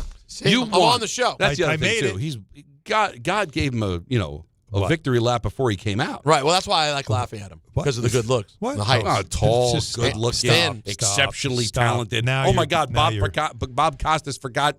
Your name. If Bob Costas wanted to sleep with one of us, it'd be you. So you got that going for you. What is the likelihood of that?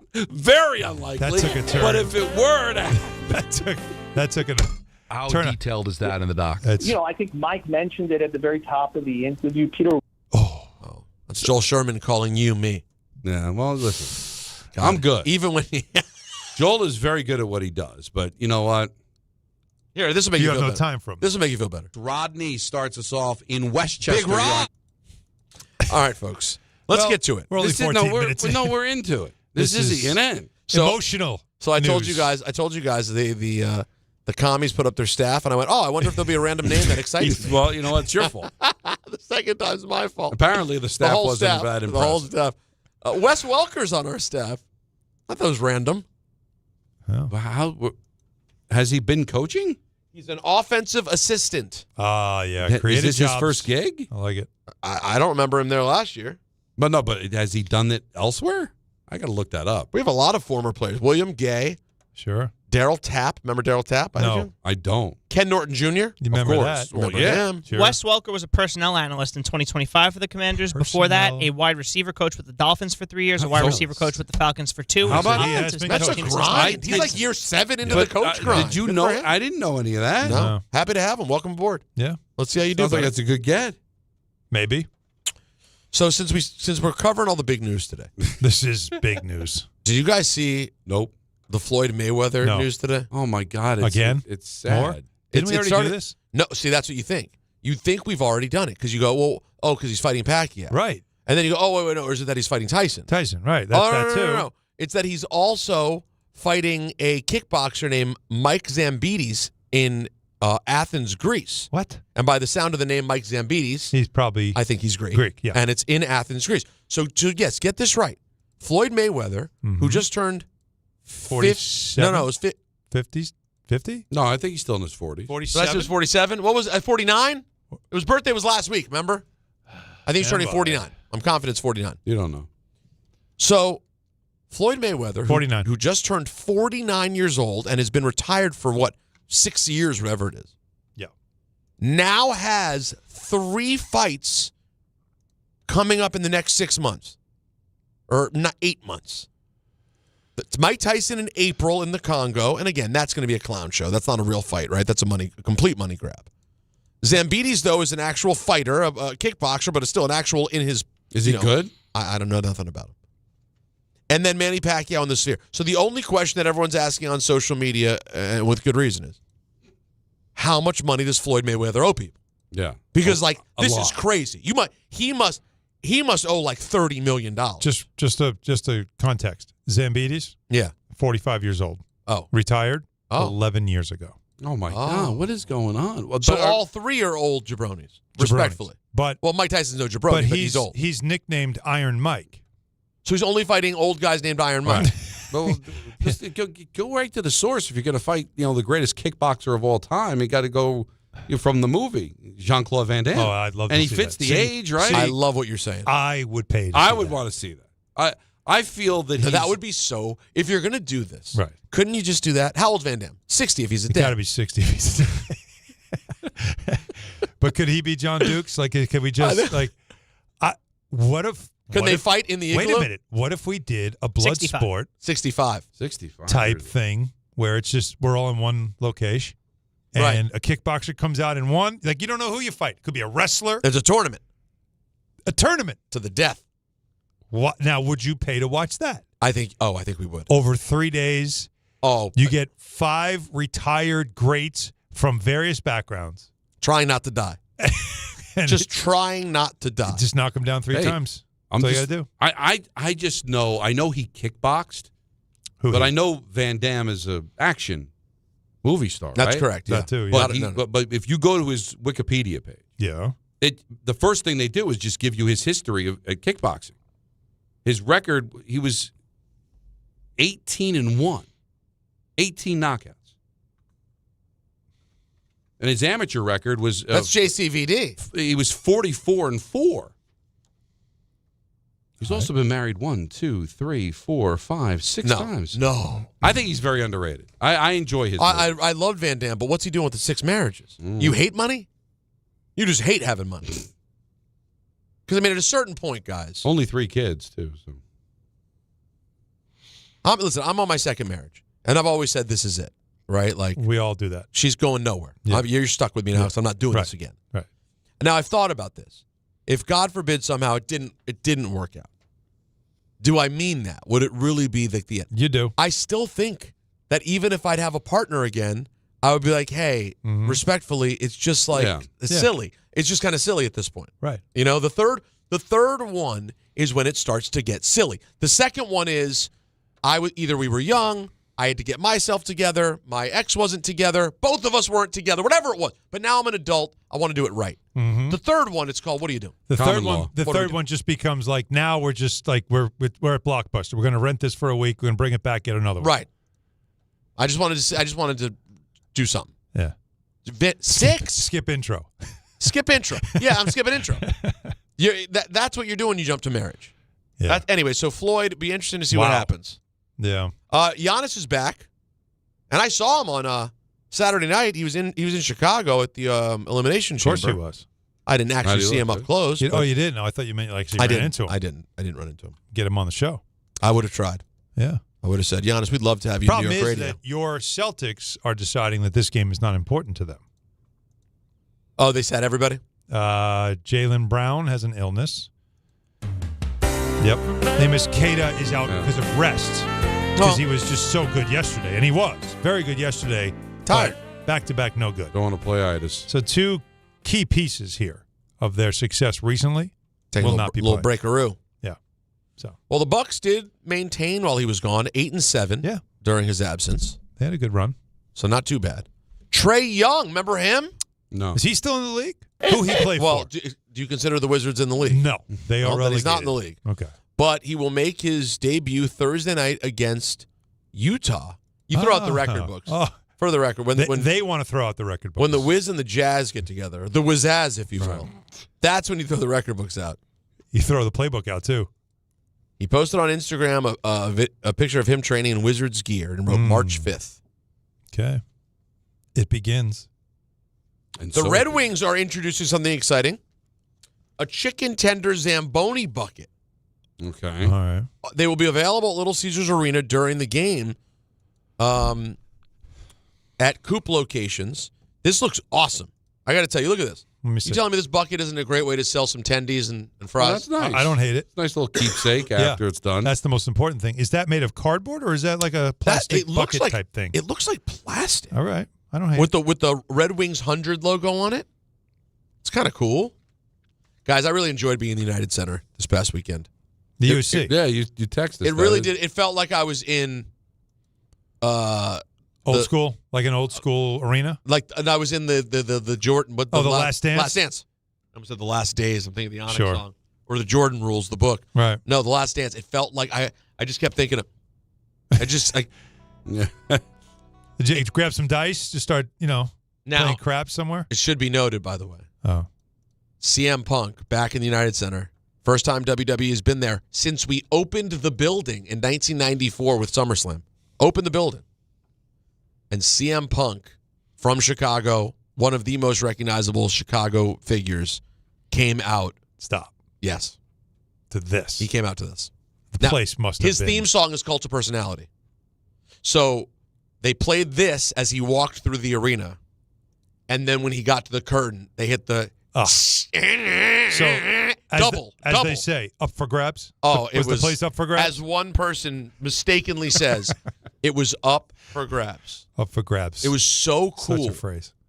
It was, and just to completely name drop. So the area where I was watching the show to prepare for the post show was this was like the writer's room, and they had like TV set up, and I was a chair just watching. And then all of a sudden, Punk comes in right before his match. Drop! And I guess they made it look like Punk's locker room on TV. Okay. And so I watched Punk sort of pacing around for a couple minutes as they're setting up to do this. And I'm sitting there, and I'm watching the monitor, people out in the arena, and I'm looking at Punk, and I swear to God, guys, in my mind I go, he should come out to the Bull song. And then a second later, I heard the did and I went, at you. That is, and I just looked up, I was like, this has to be cool. To be a star in the city you're from and come out to that song and know the place is going to go crazy. Tremendous. That's rarefied. That's if you haven't watched the Elimination Chamber, check it out on ESPN Unlimited. It's up there for you to enjoy. That'll do it for ENN. Wow. On this beautiful Monday evening, brought to you by Ramsey Mazda. Get more for your money at Ramsey Mazda, like a new 2026 Mazda CX-50 or Mazda CX-90. Choose wisely. Choose Ramsey Mazda. That was emotional. I know. I We felt got a lot out during that ENN. We really did. It was a fun ENN, and we're going to do it all again tomorrow at 3 o'clock. So the Rangers are coming up next, and we'll talk to you again tomorrow, less than 24 hours from now. Hahn Rosenberg, ESPN New York. This is the Michael K. Show. Here's the thing that worries me with the Mets. You got a potential great pitcher, not good, great, in Nolan McLean. He doesn't need to be jerked around and pitching on 6 to